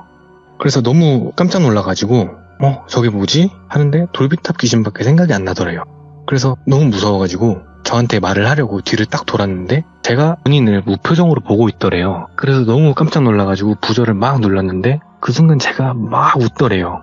보고 놀라가지고 이제 발작이 온 것 같다고 하더라고요. 원래 몸이 좀 약했어서. 근데 이제 그 얘기를 듣는데 제가 겪었던 일하고 똑같잖아요. 제가 후임병 때 후임과 선임의 입장이 다른 상황, 서로 다른 걸 본 거잖아요. 또 그런 일이 있었는데 다행인 거는 돌비탑 귀신은 그게 마지막이었어요. 제가 경험한 거는. 그 이후로 누가 봤네 뭐 어쨌네 뭐 이런 얘기는 들었는데 제가 뭐 직접 겪거나 본 적은 없거든요. 돌비탑 귀신 얘기는 여기서 끝인데 그 박이병 있잖아요. 사건이 있고 1-2달 정도 후에 이제 의가사 제대를 했어요. 이 친구가 몸이 약하기도 하고 그 일이 있고 나서 신병을 앓았다고 하더라고요. 결국에는 네, 국군병원에서 지내다가 뭐 원인 미상이다 해가지고 뭐 의과사 제대를 했다는데 그 사건 이후로는 못 본 거죠, 그 친구를. 네. 그리고 뭐 특별하게 뭐 돌비탑 귀신을 보거나 한 건 없었는데 이 이야기를 저랑 같은 부대에서 네. 같이 군생활을 했던 사람이 듣는다면 아 진수바리가 걔구나 오, 알 거예요. 댓글도 남기겠네요. 네. 근데 이 돌비탑 귀신 말고도 뭐 붕대 귀신도 있고 붕대? 강당의 오포 귀신도 있고 뭐 여러 가지 있는데 네. 가장 큰 이야기는 이 돌비탑 귀신이라서 이렇게 이야기를 하게 됐는데 네. 사실 이 이야기를 원래 첫 시참으로 하려고 했었어요. 그래서 준비해 놓고 있던 이야기라서 그냥 오늘 좀 급하게 가져올 수 있게 됐던 이야기인 것 같아요. 야, 그래도 이렇게 해주셔서 너무 감사드려요. 그리고 또 이 부대에 또 진수바래님과 같이 군생활 하셨던 분들이 반갑게, 오! 우리 때 그 이야기인데? 이렇게 하실 수도 있잖아요. 네, 맞습니다. 그래서 그런 분들 계시면 꼭 댓글 남겨주셨으면 좋겠네요. 그죠, 진수바래님? 네, 근데 네. 그 부대가 없어졌어요, 지금. 아, 뭐야? 왜 없어졌어요? 그러니까 저도 여러 군데 막 다니면서 아, 여기 우리 부대였는데 하고 갔더니 네. 없어졌더라고요, 몇 년 전에. 다른 곳으로 옮겼나? 그것까진 잘 모르겠어요. 근데 어쨌든 없어지든 아니든 간에 그때 당시에 같이 군생활 하셨던 분들은 계실 테니까요. 그죠? 네, 맞습니다. 네, 아이고 오늘 진수바리님 그래도 이렇게 바쁘신 와중에 시간 내주셔서 너무너무 감사드립니다. 항상 건강하세요. 네, 감사합니다. 네. 네. 일단 진수바리님께서 워낙 말씀을 잘 하시는 편이고 그리고 오랜만에 군대 괴담 이야기를 들은 것 같아요. 예, 근데 군대 괴담 이야기는 군대를 안 갔어도 사실 집중만 잘 한다면 그 상황만 안다면 정말 무서운 상황이거든요. 예, 그래서 나는 군대 괴담을 별로 안 좋아해 하시는 분들도 한번 즐겨보시는 게 어떨까 생각해요. 왜냐면 진짜 무서워요. 생각보다 그 뭔가 통제되어 있는 상황에서의 말도 안 되는 행동들, 말도 안 되는 그런 상황들이 나올 때마다 정말 섬뜩하고 소름이 쫙 끼치거든요. 그래서 꼭 들어보시길 바라겠습니다. 감사합니다.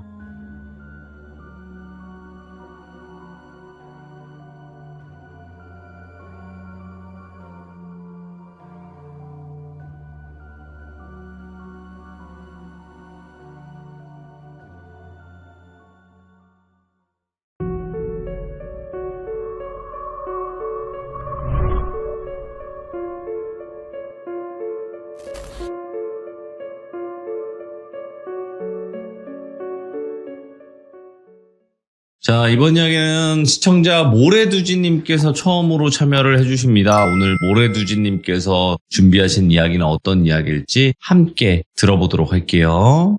네, 안녕하세요. 모래두지님. 네, 안녕하세요. 늦은 밤까지 기다려주셔서 감사드립니다. 아닙니다. 네. 오늘 참여해주셔서 감사합니다. 아닙니다. 오늘 모래두지님께서 들려주실 이야기가, 이거 생전 좀 처음 들어보는 주제인 것 같기도 하고, 네.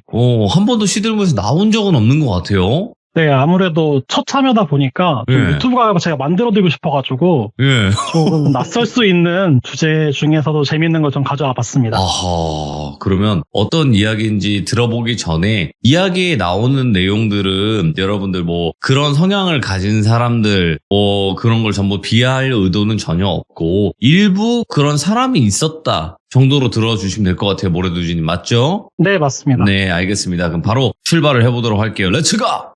이리십니다. 모래두지예요.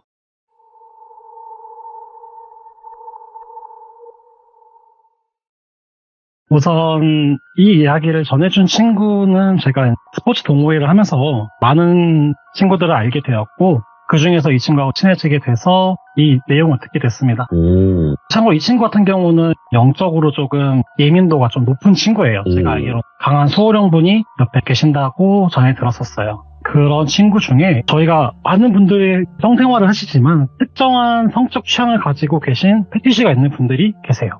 있죠. 그 중에서도 SM이라는 분야에 대해 가지고 패티시를 가지고 있는 분들이 계신데 오늘 사연의 주인공인 제 친구 철수에게 이 얘기를 해준 돌비라는 친구에 대한 이야기를 해보려고 합니다. SM이면 누가 때리고 누가 맞는 거죠? 그 내용도 좀 자세하게 스토리 나올 거예요. 네네네. 네, 그 점을 제가 조금 이야기를 들으면서 많은 걸 궁금해가지고 저희도 낯선 주제다 보니까 많이 물어봤었어요. 그 친구가 정말 사실 이 얘기를 해주는 그 돌비라는 친구도 그쪽 네. 패티시가 좀 있는 친구더라고요. 네. 네, 그러다 보니까 그 친구가 정말 무슨 강연을 해주시듯이 저한테 많은 얘기를 해줘가지고 많이 듣게 됐는데 일단 SM이라는 것은 우리는 단순하게 사조이스트, 마조이스트 때리고 맞는 걸 좋아하시는 분들이라고 알고 있는데 네. 이 친구 얘기로는 이 안에도 20가지가 넘는 세부적인 성향들이 있대요.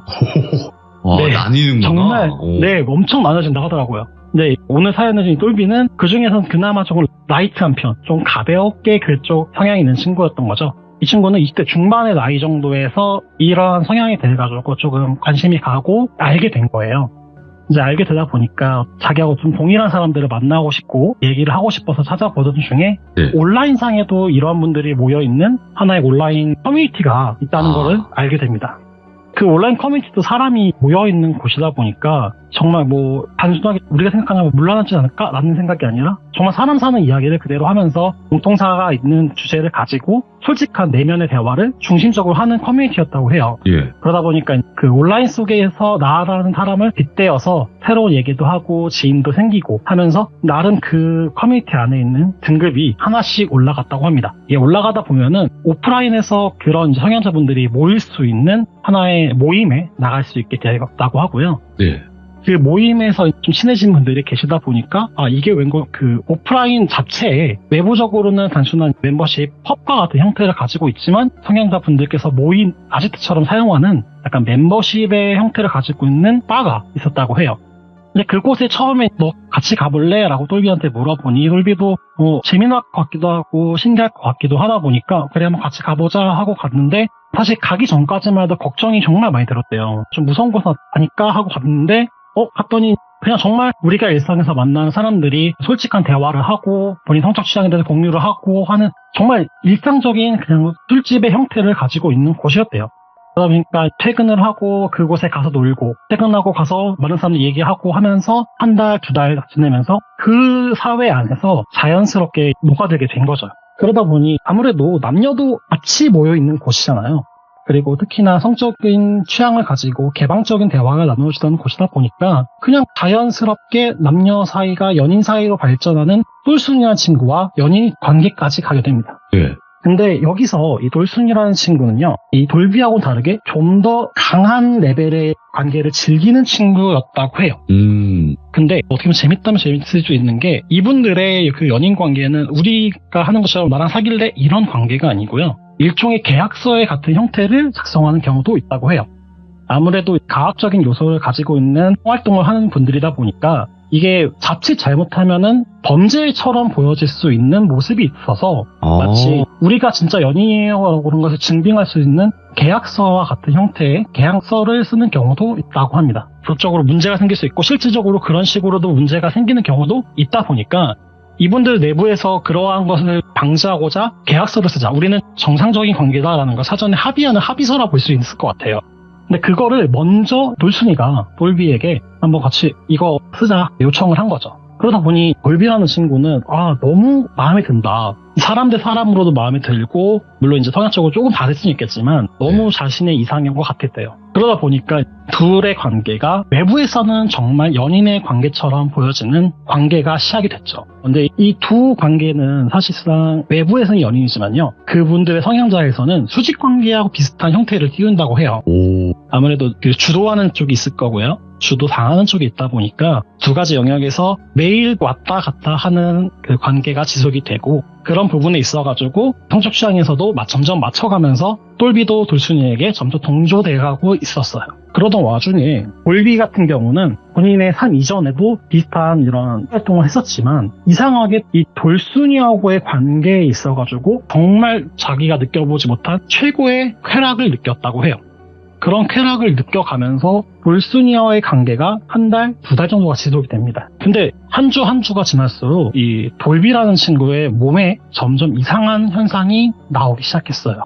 참고로 이 돌비라는 친구는요, 키가 180이 넘는 친구고요. 몸무게가 100kg가 넘던 친구입니다. 이 친구가 일주일에 거의 한 달 동안 10kg가 넘는 몸무게가 계속 빠져가는 건강적인 문제가 오기 시작해요. 병원을 가서도 병원은 다 문제 없다. 아무런 문제 없고 그냥 감기 몸살일 수도 있다. 컨디션이 안 좋아서 갑자기 살이 빠지는 경우도 있다. 이 친구가 참고로 굉장히 겁이 많아요. 정말 모든 분야에 겁이 많고요. 건강에 대해서도 겁이 엄청 많은 친구였어요. 그러다 보니까 대학병원까지 가서 검사를 정말 다 했는데도 아무런 문제가 없다. 정말 문제가 없다. 그렇게 확단을 받고 돌순이한테 그 얘기를 하고 나 병원에서 문제가 없대 했는데 그러면은 내가 너를 좀 더 많이 챙겨줄게 하면서 돌순이와 돌비가 동거를 하기 시작합니다. 동거를 하면서 돌순이는 정말 돌비를 정말 지극정성으로 간호를 해주고 아껴주고 했다는 거예요. 그런데 돌순이는 돌비에 대한 다른 거는 정말 다 양보하지 모르겠지만 관계는 매일매일을 요구했다고 합니다. 그리고 정말 여기서 돌비도 뭔가 잘못돼 갖고 있구나라고 느꼈던 것 중 하나가요. 피임을 하지 않았다는 거예요. 근데 사실 돌비 같은 경우는요. 남성 피임을 한 친구예요. 그래서 내용을 돌순이에게 얘기하지 않았지만요. 돌순이는 자신이 피임 도구가 싫다. 그러기 때문에 직접적인 관계를 원한다. 아니, 돌비 입장에서는 본인 자체가 피임 수술을 했기 때문에 나 문제 없겠지 하고서는 그 둘의 관계는 계속적으로 피임도 하지 않는 관계가 이어집니다. 그러던 중에 제 친구 철수를 같은 동네에 살다 보니까 2달 정도가 지난 뒤에 길에서 만나게 돼요. 길에서 만났을 때 철수는 사실 이 돌비를 보고 이상함을 바로 느꼈어요. 친구가 살이 갑자기 빠져서 이상하다는 것을 느낄 수도 있겠지만 앞서 말씀을 드렸다시피 철수라는 친구는 영적인 기운이 굉장히 강한 친구거든요. 근데 친구를 만나자마자 바로 머리가 아플 정도로 귀치라고 하죠. 귀신이 지나갔던 냄새가 너무 심하게 나는 돌비를 보게 돼요. 사실 저는 잘 모르겠지만 그렇게 영적으로 예민한 분들은 영가가 지나가게 되면은 결국은 그 흔적이 남는다고 하더라고요. 근데 그 흔적 귀치라는 게 한두 번에서 나는 정도가 아니고 너무 절어있는 수준인데 또 막상 그렇다고 옆에 영가가 붙어있는 것도 없고 냄새만 이상한 냄새가 계속 나고 역한 냄새가 나고 내가 알기로는 이 친구는 어디 폐가를 가거나 무서워 산에 가는 친구도 아니고요. 운동을 하는 것도 아니고요. 사실 살이 빠졌을 때 보기 좋게 살이 빠진 게 아니라 정말 헬쑥하게 살이 빠져있는 상황이다 보니까 너 뭔가 좀 이상하다. 너 최근에 무슨 일 있던 거냐? 하더니 별일 없다. 별일 없다. 근데 이 철수한 친구가 굉장히 집요합니다. 집을 따라가면서 계속 쪼아댔어요. 너 무슨 일 있어? 무슨 일 있어? 무슨 일 있어? 하고 따라가고 돌비는 집으로 도망가는데 철수가 돌비의 집에 거의 가까워지 왔을 때 눈을 비비고 보는데 그 돌비의 집에 영가가 우글우글하다는 거예요. 한두 영가가 아니라 정말 그냥 그렇다고 또 흔히 말해서 한이 있는 영가도 아니고요. 흔히 말하는 잡귀라고 하죠. 잡귀들이 근처를 너무 어슬렁어슬렁 거리고 있었다는 거예요. 그러다 보니 이거 뭔가 크게 문제가 있다. 이거는 저기 잘못 들어가면은 얘 이거 오래 못 산다 해서 그 자리에서 바로 돌비를 데리고 철수가 강제로 그걸 끌다시피 해서 자신의 집으로 끌고 갑니다. 끌고 가서부터 가는 도중에 여자친구한테 똘순이에게 전화가 계속 오기 시작해요. 너 어디야? 카톡도 정말 많이 오고요. 전화도 계속 오고요. 그래서 그 순간 사실 철수는 느낌이 온 거예요. 이거 여자친구가 뭔가 연관이 있다. 그래서 휴대폰을 뺏어서 나 돌비 친구 누군데 지금 오세요 하고 끊었어요. 나와라 하고 끊은 거죠. 그러고 집으로 가 있었고요. 그 돌순이가요. 집을 찾아오게 됩니다. 찾아오는데 여기서 그 철수가요. 돌순이가 온 것을 보자마자 철수는 돌순이의 뺨을 정말 세게 후려가겠다고 해요. 사람이 할 짓이 있고 못할 짓이 있지. 넌 지금 뭐 하는 사람이냐. 네 욕심 차리려고 지금 사람 한 명을 뭘로 만드는 거냐. 얘가 지금 인간이 아니고 넌 짐승으로 보는 거냐. 라고 정말 와다라라라라 쏘아붙였대요. 근데 여기서 보통 내가 한 대 맞았으면은 발악을 하던 뭔가를 하던 해야 될 텐데 맞고서는 그 자리에서 엄청나게 웃더라는 거예요. 그러면서 무릎을 꿇고서는 죄송한데요. 안 걸렸으면 됐잖아요. 라는 얘기를 하더라는 거예요. 여기서 그 돌순이의 눈빛은 걸렸네? 근데 일단 죄송하다고 할게요. 나보다 세 보이니까. 라는 형식이었다는 거예요. 돌순이의 목적은요. 돌순이는 돌비를 영매라는 것으로 만들려고 했어요. 근데 그냥 영매가 아니고요. 돌순이는 참고로 그 이후에 듣게 된 말이에요. 돌순이는 허주잡신에 들린 선무당이었습니다. 허주잡신이다 보니 본인의 영적인 기운은 오래가지 못하죠. 본인 진정된 신이 아니고 말 그대로 잡신에 끼어지는 거고요. 그 다음에 신기는 오래가지 못하는데 그 본인의 허주 잡신에 대한 집착은 점점 더 강해져 갔던 거예요. 그러다 보니까 그러면은 내가 이걸 어떻게 하면 좋을까 하고 정말 온라인 커뮤니티 많이 찾고 하다가 알게 된 것이 귀접을 통해서 아이를 만들면은 그 귀접을 통한 아이가 뭔가 신비로운 사람이 될 수도 있다라는 얘기를 듣게 돼요. 그리고 본인의 허주 잡신에 대해서도 그런 말을 들었을 거예요. 이건 제 추측이지만 그러다 보니까 사실 여자 혼자서 임신을 할 수 있는 방법은 없잖아요. 그렇다면은 누군가를 영매로 내세워서 본인이 임신을 해야 했던 거예요. 그거에 대한 대상체가 돌비였던 거죠. 근데 여기서 모든 분이 의문을 가실 거예요. 아니 멀쩡한 사람을 어떻게 영매로 만들 수가 있냐. 그것도 성관계 하나 하는 분인데 제가 아까 SM이라는 패티시를 갖고 있는 분들은 강도가 나눠진다고 했죠. 맞죠. 그 중에 레벨이 가장 높은 레벨에 있는 구간이 블러디 패티시라는 게 있는 분들이에요. 흔히 말해서 피에 대한 패티시가 있는 분들이 있어요. 관계에 있어서 혈흔이 나오지 않으면은 성적 흥분을 못 하시는 분들이 계신데요. 본인은 그런 성향자다. 근데 네가 너무 나이탄 사람이니까 내가 너한테 칼을 못 대겠다. 대신에 나도 어느 정도의 행복감을 느끼지 않겠니? 하고서는 이행했던 게 주사바늘이었어요. 주사바늘을 사람 몸에 꽂았을 때 우리가 병원에 가서 꽂는 것처럼 피가 한 번 쭉 나오지 않습니다. 혈관을 치는 게 아니기 때문에. 하지만 그 한 방 찌를 때마다 방울이 한 방울 한 방울이 나오고 그게 한 달이 되고 두 달이 되면 굉장히 다량의 혈흔을 획득할 수가 있어요. 그리고 그 혈흔을 가지고 그 혈흔은 말 그대로 인간의 몸에 있는 것 중에 가장 강하면서도 어떻게 인간의 영혼이라고 할 정도의 또 우리가 얘기할 때 피땀이라고 할 정도의 정말 소중한 거잖아요. 그런 피를 매개체로 삼아서요. 돌비를 하나의 영매체, 본인의 영적 회복수단으로 사용하고자 했던 거예요. 근데 이거에 대해서 불순이는 그 자리에서 정말 쌩하니 난 볼일 다 봤으니까 난 갈게요 하고 그냥 나가버린 거죠. 근데 여기 이 상황에서 철수도 돌비도 어떻게 잡을 수가 없대요. 왜냐면은 앞서 말씀드렸다시피 이 계약서는 사실 법적인 효력은 전혀 없습니다. 사실 그들의 안전 도구예요. 이 둘은 누구 하나가 가불이 아니고요. 왔다 갔다 하는 스위치 관계였던 거예요. 근데 이 돌순이는 본인이 을 관계에서 관계를 맺을 때는 자기는 촬영에 대한 패티시도 있다 하면서 어느 정도의 그 관계를 미리 영상을 남겼다고 해요. 네. 공유할 건 아니고 본인이 서장하겠다. 돌순이는 나름대로의 하나의 방어적 기제를 잡아놨던 거죠. 그것을 알고 있다 보니까 잡으러 나가는 철수를 돌비가 잡게 됩니다. 잡게 되고 돌순이는 그 뒤로 바로 사라졌어요. 그러고 나서 이제 돌비의 집을 어떻게든 해결을 해야 될 거 아니에요. 그래서 이제 이 철수의 어머니가 친어머니세요. 어머님께 전화를 드립니다. 전화를 드려서 어머니 이런 상황인데 좀 도와주셔야 될 것 같다. 앞에 너무 잡기들이 너무 많다. 나 잘못 들어갔다. 나 이거 힘들 것 같다 해서 어머니를 모시고 돌비의 집으로 갑니다. 어머니가 이제 여러 가지 비방을 도와주시고 해서 돌비의 집에 들어갔을 때 철수의 말로는 악취가 너무 심하게 나는 곳이 딱 보이더래요. 바로 돌비의 침대였죠. 침대를 탁 들어 올렸을 때요. 침대 프레임이 있고 그 매트리스가 있는데 프레임 밑에는 받침대들만 있고 빈 공간이 많잖아요. 네. 거기에 돌비에게 사용됐을 것으로 추정되는 주사바늘들이 정말 널력 있는 게 아니라 어떠한 특정 문양을 띄는 것처럼 테이프로 한 땀 한 땀 붙여서 붙어져 있었다는 거예요. 나름 그걸 통해서 영매를 삼기 위한 하나의 죄를 지냈다고 생각이 드는데요. 그거를 이제 어머니께서 다 치워주셨고요. 근데 어머니께서 말씀하시기에는 근데 지금 돌비는 이미 영이 좀 상했다. 이 피라는 것을 매개체로 삼게 되면은 생기가 다칠 수가 있다. 우리가 이제 흔히 말해서 살을 날린다거나 양밥을 날리는 그 무당들이 그나마 머리카 손톱으로 쓰는데 피는 어떻게 그 데미지 주는 게 다르다. 너무 세다. 그럼 때문에 구하기 힘드니까. 네, 너무 힘들죠. 그러다 보니까 너는 일단은 여기에서 계속 있기는 좀 힘들 수 있다. 그렇기 때문에 나랑 일단 시골집 가서 좀 몸 좀 추스리고 마음을 추스리고 오자. 예. 하고 저 어머니 따라서 돌비는 어머니 댁으로 신세를 지러 가게 돼요. 그 시점을 읽고 6개월 정도가 지나게 돼요. 근데 아까 말씀드렸듯이 철수도 사실 그쪽 성향자예요. 성향이 좀 있는 친구다 보니까 멤버십 바에 대해서 알고 있어요. 철수도 그곳에 나가는 친구인데 거기서 다시 한번 이 돌순이를 만납니다.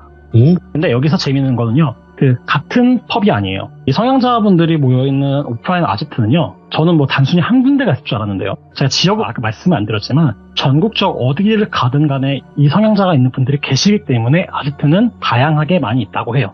다른 지역에 있는 펍에 가서 활동을 하고 있었고 거기서 또 다른 사람을 찾기 위해서 돌아다니는 걸 보고 마주치었던 거죠. 근데 이제 사람이 많은 곳이다 보니까 철수가 바로 너 소리 짓지 못하고 이렇게 업어가는 순간에 도순이가 와서 왜 여기서도 방해하게? 딴 데 갈게? 하고 그 자리에서 떠나게 되는데 그 뒤에 이 돌순이라는 인물이 어떻게 된지는 듣지는 못했어요. 다만 철수의 얘기로는 그런 행동 하나하나를 하는 것이 업을 쌓는 거고 결국은 본인이 그 업을 책임질 거다. 그리고 본인 그 돌순이 옆에 있는 게 신이 아니고 말 그대로 잡귀이기 때문에 오래가지 못할 거고 그거에 대한 하나의 집착일 것이다. 라고만 저에게 알려주게 됩니다.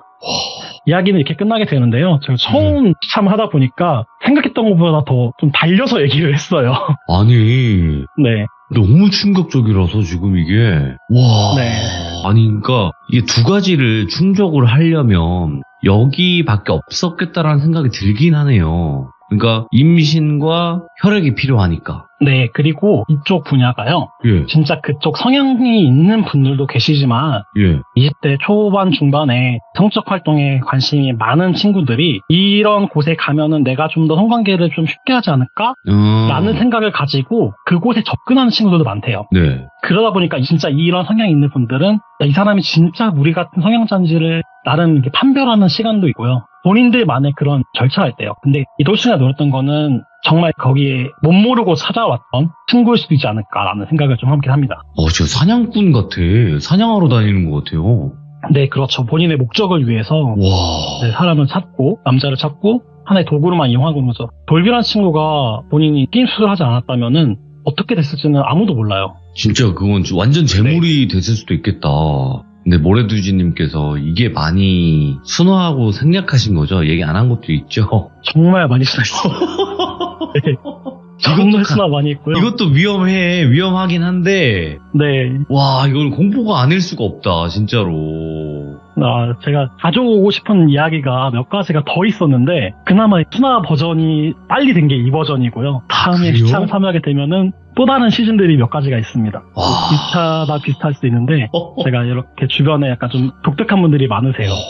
네, 그분들의 사연을 가져올 게 좀 많은데. 네, 오늘 사연만 듣고도 지금 뭔가 아찔합니다. 진짜 아찔한데, 앞으로도 또 여러 가지 충격적인 사연들이 있다고 하시니까 꼭 들려주시고, 이게 굉장히 무섭네요. 이렇게 들어보니까. 오늘 너무너무 고생 많으셨고, 이야기도 너무 잘해주셔서 다시 한번 감사드리고, 앞으로의 모래두지님의 이야기도 기대하도록 하겠습니다. 감사합니다. 네, 감사합니다. 네. 자, 이번 이야기는 시청자 모래두지님이 찾아오셨습니다. 모래두지님도 이야기 워낙 잘하시는 분이니까 믿고 오늘의 이야기 한번 들어보도록 할게요. 네, 안녕하세요. 모래두지님 안녕하세요. 네, 안녕하세요. 네, 아이고 오늘 목소리가 굉장히 더 밝습니다. 감사합니다. 네, 오늘 지난 방송하고 또 이렇게 다쳐버려가지고 또 가지고 나왔습니다. 이게 사실 처음에는 긴장과 뭔가 설렘 이런 거, 뭐 두려움 이런 걸로 이제 여러 가지 생각이 들다가 한번 했는데, 괜찮은데? 하면서 이제 더 두 번째는 즐거움만 있잖아요. 그죠? 네, 그럼요. 네, 맞습니다. 네. 자, 그러면 오늘 모래두지님이 말씀하실 게 사람이 무서운 이야기가 될 것 같아요. 네, 사람이 무서운 이야기고요. 오, 예. 저번 주에 이어서 또 다른 저희가 평소에 느껴보지 못한 특정 성향이 있는 분들의 이야기를 조금 다른 분들의 이야기긴 한데요. 그런 이야기를 하나 가지고 왔습니다. 저번에는 또 사실상 듣기가 쉽지 않은 이야기였죠. 네, 이번 정말. 이야기도 거의 들어본 적이 없으실 수 그래요? 있어요. 이번 이야기도 혹시 그 성향에 관련된 건 아니죠? 비슷합니다. 근데 다만 다른 성향자분들이세요, 이분들은. 네. 아니, 뭐 성향자분들은 왜 이렇게 잘 아시는 거지? 이번 이야기를 해준 친구도 저번 이야기 났던 그 철수란 친구에게 가가지고 내용을 또 핑 뜯어왔습니다. 알겠습니다. 그럼 바로 한번 들어보도록 하겠습니다. 렛츠가! 히릿입니다. 모래두지예요.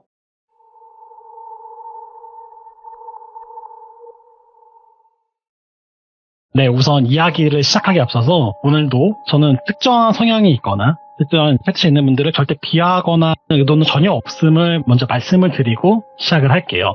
이전 이야기에서 이야기 말해줬던 이 철수란 친구에 대해서 말씀을 드렸었는데 사실 이 철수는 지난주에는 좀 보호를 해주고자 철수로 언급을 했지만 사실은 철순입니다. 여성분이고요. 이 친구에게 또 이야기를 듣다 보니까 이쪽 세계에 계신 분들 중에는 동성애자분들도 굉장히 많다고 해요. 오늘의 이야기는 사실 동성애자분들의 이야기를 가지고 왔어요. 이 철순이라는 친구하고 굉장히 친하게 지냈던 다른 여성분, 돌순이라고 표현을 하겠습니다.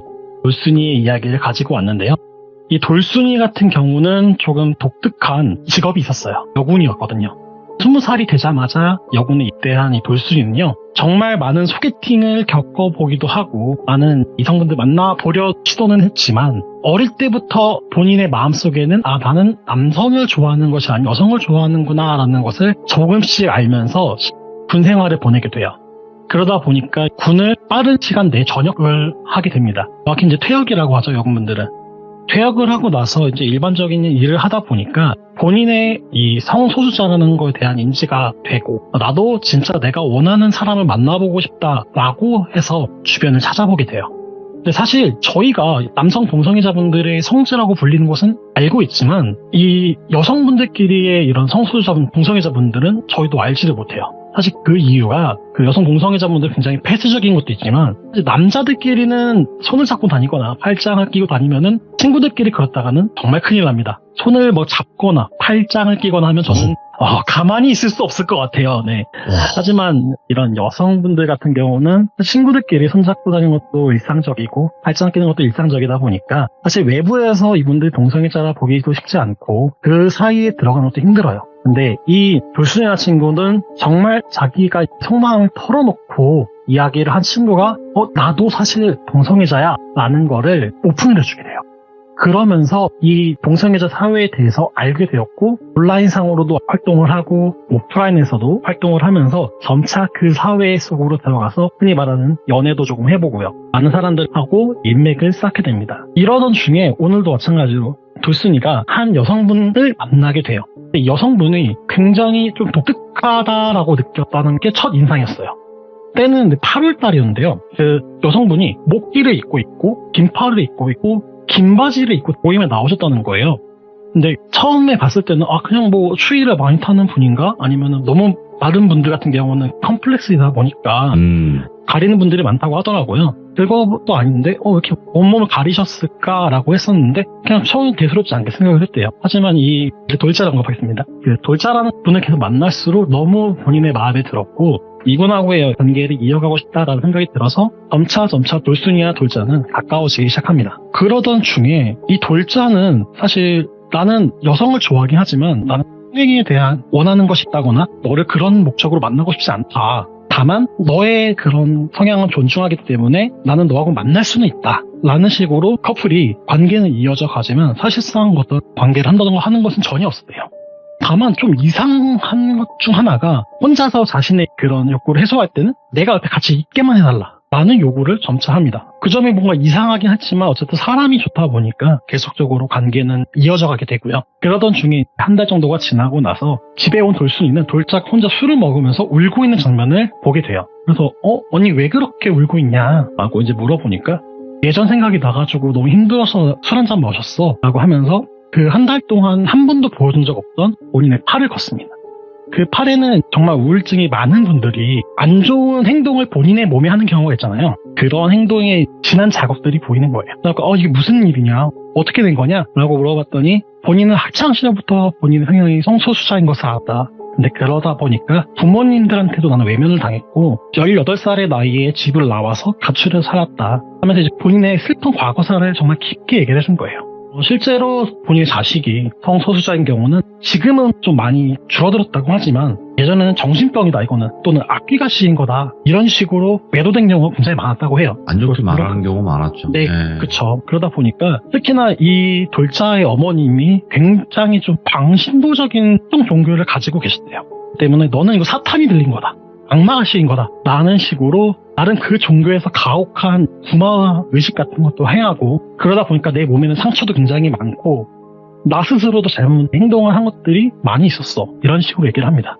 그러다 보니까 사람이 마음이 내가 너무 사랑하는 사람이 그런 힘든 시간을 보냈다고 하면 당연히 마음이 더 가겠죠. 그러다 보니까 이 돌자라는 친구에 대해서 정말 더 따뜻하게 내가 보듬어줘야겠다 하면서 가까워집니다.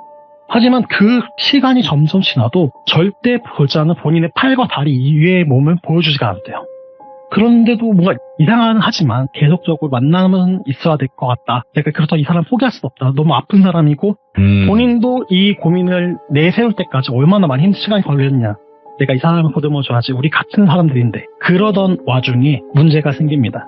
돌자의 노트북을 무심결에 보던 돌순이가 이상한 카톡이 올라오는 것을 확인하게 돼요. 제가 카톡이라고 얘기했지만 다른 메신저입니다. 다른 특정 메신저 PC에 이렇게 올라오게 되는 걸 보는데 이 메신저는 사실 우리가 뭐 여러 가지 메신저가 있지만 자기도 정말 처음 보는 듯한 메신저가 하나가 올라오더라는 거예요.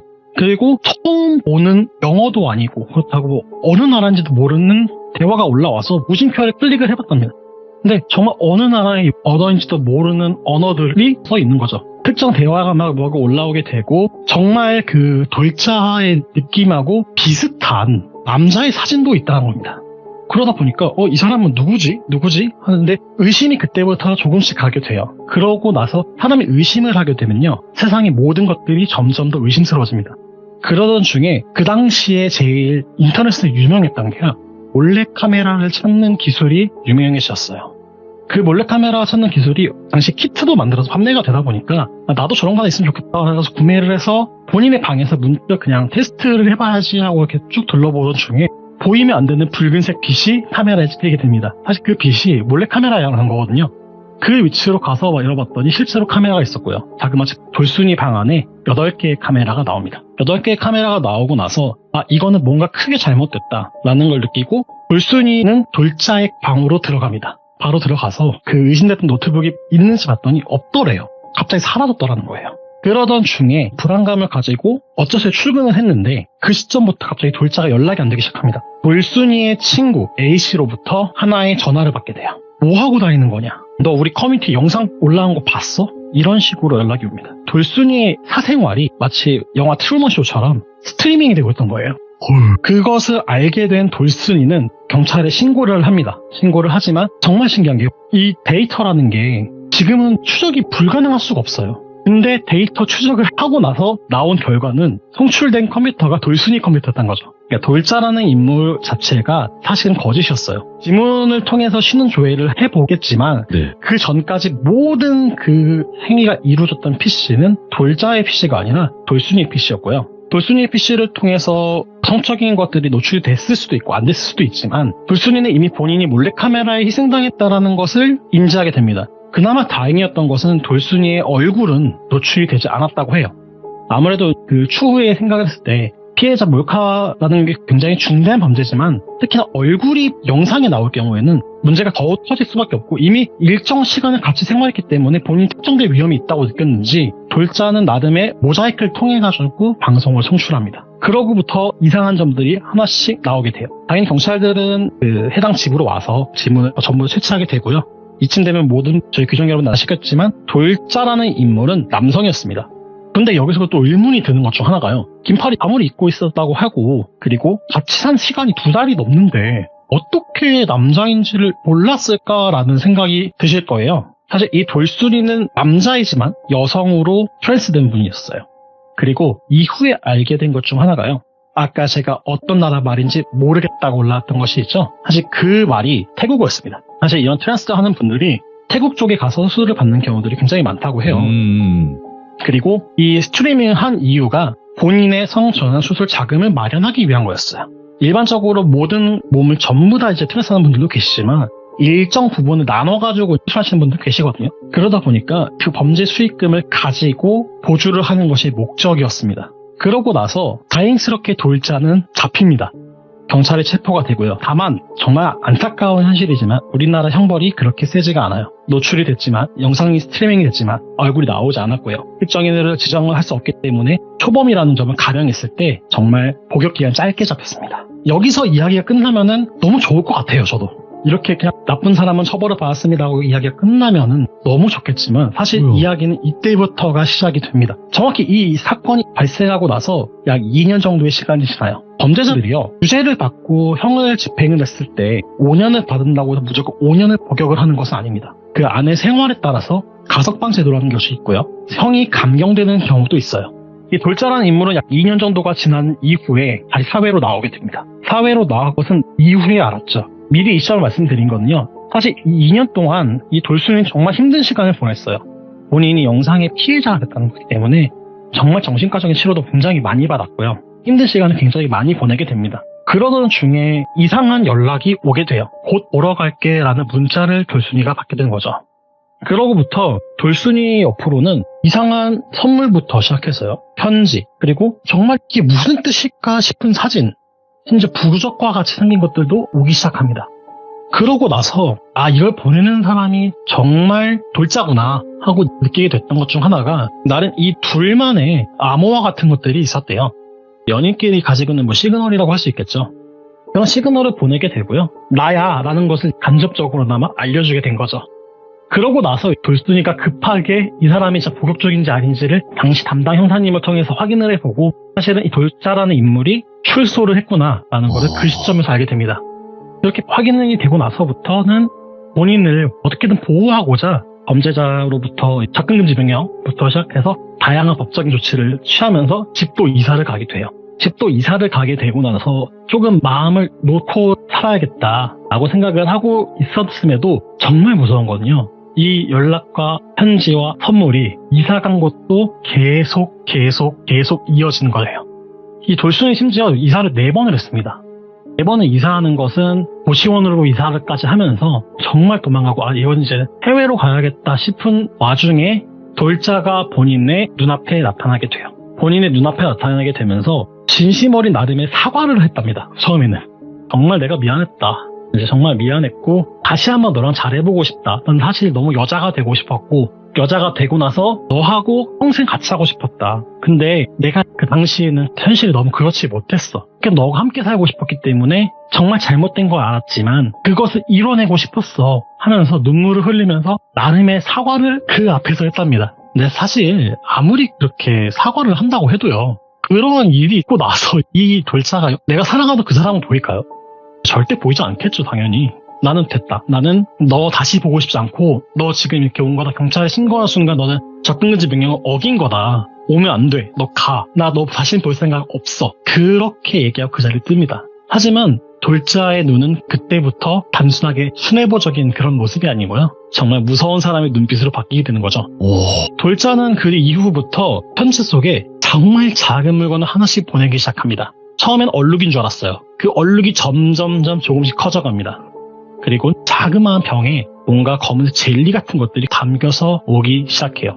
그러고 나서 시간이 지날수록 그 병 안에 있는 것은 점점 커지게 됩니다. 돌순이는 이게 뭔지는 궁금하지도 않았고요. 이 물건이 뭔지도 알고 싶지도 않았어요. 그걸 계속 버리게 되는데요. 어느 시점에서 이 고민을 정말 근처에서 가깝게 들어줬던 친구, 영희라고 표현하겠습니다. 이 영희가 처음에 이 돌순이를 이 레즈비언이라는 세계에 같이 데려와준 친구예요, 참고로. 그렇기 때문에 이 영희라는 친구는요, 돌순이라는 친구의 일련의 스토리를 모두 알고 있는 유일한 사람이었어요. 영희가 또 온 거야? 하면서 탁 열었을 때 그때는 지금까지는 검은 젤리 같다고 말씀드렸죠. 사실은 이 검은 젤리 피 아니야? 라는 얘기를 합니다.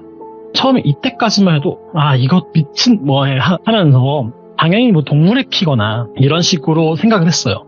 근데 그 편지 안에는요, 저희가 정말 소름 돋는 문구가 담겨 있었습니다. 저번 주 이야기에서도 말씀드렸지만 사람의 피에는 영혼이 담겨 있다고도 표현을 해요.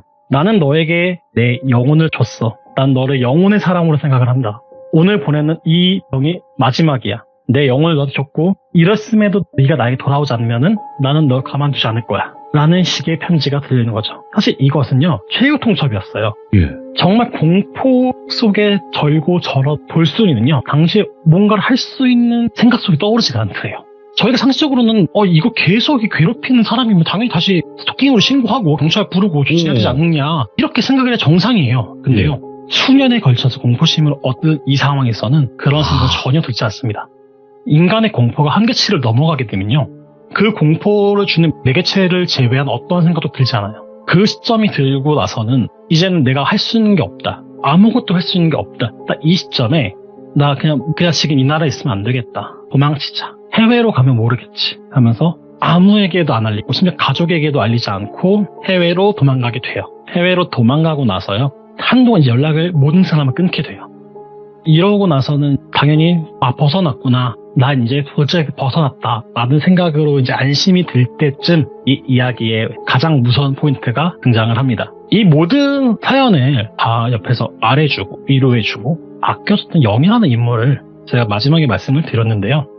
이 사회 안에 있다 보니까 다른 지인분들도 당연히 겹치겠죠. 네. 그런 중에 평소에는 친하게 알고 지냈던 분인데요. 그분에게 장문에 연락이 하나 와 있었어요. 그 연락 속의 내용은 너 이제 한국 들어와도 된다. 잡혔다 지금 다. 그래서 처음에는 돌자가 잡혔구나 라고 했는데요.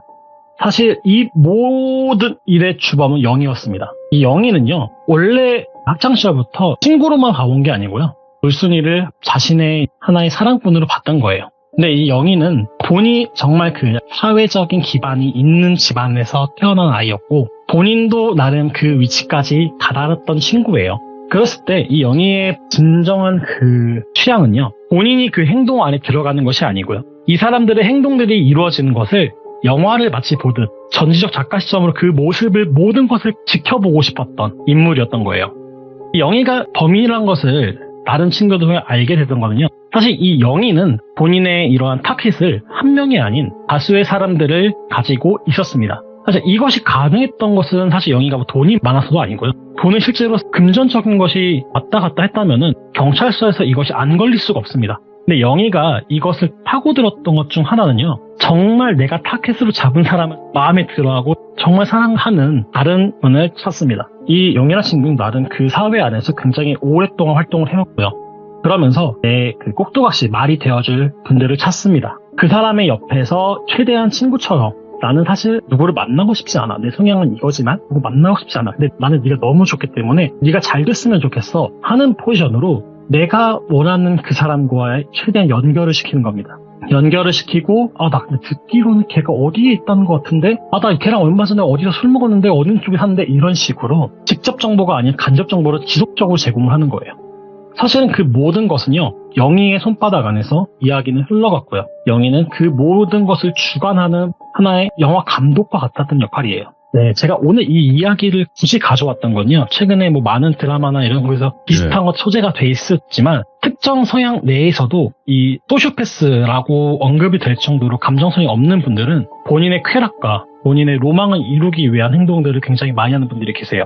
특히 이 영희라는 인물이 이 사건에서 밝혀지고 범인이 영희였다는 것을 밝혀지는 과정은요. 정말 이 치밀한 환경 속에 너무 치밀해서 발생했던 문제입니다. 너무 치밀해서 발생했던 문제가 무엇이냐면은 이제 이러한 모든 데이터는 본인의 취미이기 때문에 하나의 서버에 저장하지 않아요. 다양한 디스크에 저장을 하게 되고요. 그 디스크를 나름의 본인은 회피하고자 분산해서 디스크를 저장하게 됩니다. 분산해 디스크 저장했을 때 이제 영희의 집에 놀러 갔던 다른 친구가 이 이야기를 전해준 친구가 사실은 프로그래머예요. 프로그래머 친구는 봤을 때 일반적인 가정에 이렇게 디스크가 많다면은 이거는 뭔가 이상하다라는 생각을 계속 가지고 있다가 우연찮게 본 그 영희라는 친구의 일상의 일기라고 해야 될까요? 하나의 일지 같은 것을 거기서 몰래 하나의 글을 훔쳐 나와서 판도라의 상자를 열어갔던 겁니다. 사실 이 이야기 끝은요. 이 스토리 모두 오픈해준 친구도 당연히 절도죄로 처벌이 됐고요. 영희라는 친구는 법적으로 어떠한 것도 취할 수 있는 것이 없었다 그래요. 디스크는 말 그대로 본인은 내 주변 친구들의 이러한 일이 있어가지고 나는 소설을 쓴 거다 라고 경찰 조사에서는 얘기를 하다 보니까 영희는 사실 처벌을 받지 않았고요. 다만 그 사회에서는 지금 어떻게 됐는지는 확인되는 건 없습니다. 불순이는 이 모든 것을 다 듣고 나서 지금은 우리나라에 없습니다. 해외에서 계속 거주를 하고 있고요. 지금은 많이 좀 마음이 치유가 돼서 제 친구 철순이하고 원래 친구 사이였다 보니까 좀 시간이 많이 지나서 이 이야기를 전해 듣고 철순이한테 제가 물론 양해는 구했습니다. 이 이야기를 돌비 방송을 나가서 내가 풀어도 될까라고 이제 양해는 다 구했고요. 불순이라는 친구가 마지막으로 많은 귀족분들한테 부탁드리고 싶었던 것 중 하나는요. 선의로 다가오는 것 중에 진정한 선의는 무조건이지 않다. 그렇기 때문에 한 번쯤은 가까운 사람이라 해도 의심해 보셨으면 한다라는 것을 마지막으로 이야기를 마치겠습니다. 세상에는 굉장히 다양한 사람들이 있고 그 안에서 여러 가지 일들이 많잖아요. 네, 그쵸. 근데 저번도 그렇고 오늘도 그렇고 모래두지님께서 들려주시는 게 우리 그냥 뭐 똑같은 사람의 이야기지만 그 안에서도 이제 성소수자분들이 겪을 수 있는 일들이거든요. 그리고 제가 봤을 때는 이런 일들을 겪기가 조금 더 그럴 수 있다는 게 뭐냐면 지금 정말 많은 분들이 오픈을 하고 활동을 하고 계시지만 그래도 아직까지는 숨기고 있거나 그런 사람들도 많잖아요. 그렇다 보면 살짝 그 폐쇄적인 그 분위기 안에서 좀 더 그런 걸 노리고 그 외로움을 노리고 더 그렇게 접근하는 사람이 있지 않을까라는 생각이 드는 거죠. 모래두지님. 네, 그게 정확하신 게요. 네. 철순이라는 친구한테 전달을 받았던 것 중 하나가 네. 사실 정말 악의적인 마음이 있는 분들이 이런 성소수자 분들을 타겟팅을 많이 한대요. 사실 그 이유 중 하나가 본인 스스로가 이런 그 사회에 있다는 것을 외부로 내뱉지를 못하는 분들이 너무 많아요. 제가 이전 이야기도 모두가 오픈하는 건 아니죠, 당연히. 네, 오픈하는 것이 너무 힘들고요. 그러다 보니까 내가 이 사람한테 좀 나쁜 짓을 해도 신고 못 하겠지. 어디 소문 못 내겠지. 이것을 악의적으로 이용하는 분들이 너무 많다는 거예요. 조심해야 돼, 이런 거. 그러니까 저번도 그렇고 오늘도 그렇고 주는 메시지가 이런 거예요. 그 타겟팅을 하는 사람들이 있다라는 거. 네, 맞습니다. 그겁니다. 그런 좀 안 좋은 분들이 계셔가지고 확실히 현실 공포가 많네요, 모래두지님. 아유. 네, 오늘 영적인 내용은 없었고요. 제가 이야기를 하다 보니까 그 돌자가 사실 피를 보냈던 거 있잖아요. 네. 그거에 대한 정확한 이유가 제가 들은 게 있는데, 사실 돌자가 그 피를 보냈던 행동이 있잖아요. 피를 보낸 게 돌자하고 영희가 같은 사이비 종교에 있어요. 그러니까 정확히는 다른 종교에 있습니다. 특정 네. 종교에 있었고요. 네. 그 특정 종교에서는 하나의 의식처럼 행해졌던 것이, 나에게 가장 소중한 것은 나의 피고 나의 뼈다. 이것을 내가 가장 사랑하는 사람의 바침으로 인해서 나는 모든 것이 이룰 수 있고 그분에게 갈 수 있다. 이러한 계명이 있는 종교의 영이하고 돌자가 있었던 거예요. 아, 그래서 피를 보낸 거. 그 계명을 따랐던 거고요. 그 계명에 따라서 행동을 했던 것이 영희의 의도였어요. 아, 예. 아이고, 모래두지님 오늘 너무너무 고생 많으셨습니다. 야, 이런 얘기 어디서 들어요? 모래두지님한테 듣는 거지. 감사합니다. 네, 고생 많으셨습니다. 네. 근데 모래두지님이 오늘 말씀하신 것처럼 이런 이야기가 진작에 나왔어야 되는데, 애초에 아직까지 사회적인 시선이랑 아니면 그걸 오픈하는 과정 속에서 성소수자분들 그 안에서의 이야기들이 나오지 않은 이유였겠다라는 생각이 저도 드네요. 왜냐면 직접 제가 그 당사자고 그렇게 해서 이런 일들이 겪습니다 라는 거를 오픈하려면 내가 성소수자라는 거를 먼저 오픈을 해야 되는 거기 때문에 그게 대중들 앞에서 오픈하는 게 쉬운 게 아니죠. 그래서 이런 이야기가 어찌 보면 그 성소수자분들에게 좀 더 이런 사람들을 조심해야 되고 이런 사람들이 노리고 있다라는 걸 좀 더 알릴 수 있는 계기가 될 것 같습니다. 항상 사람은 조심해야 됩니다. 감사합니다.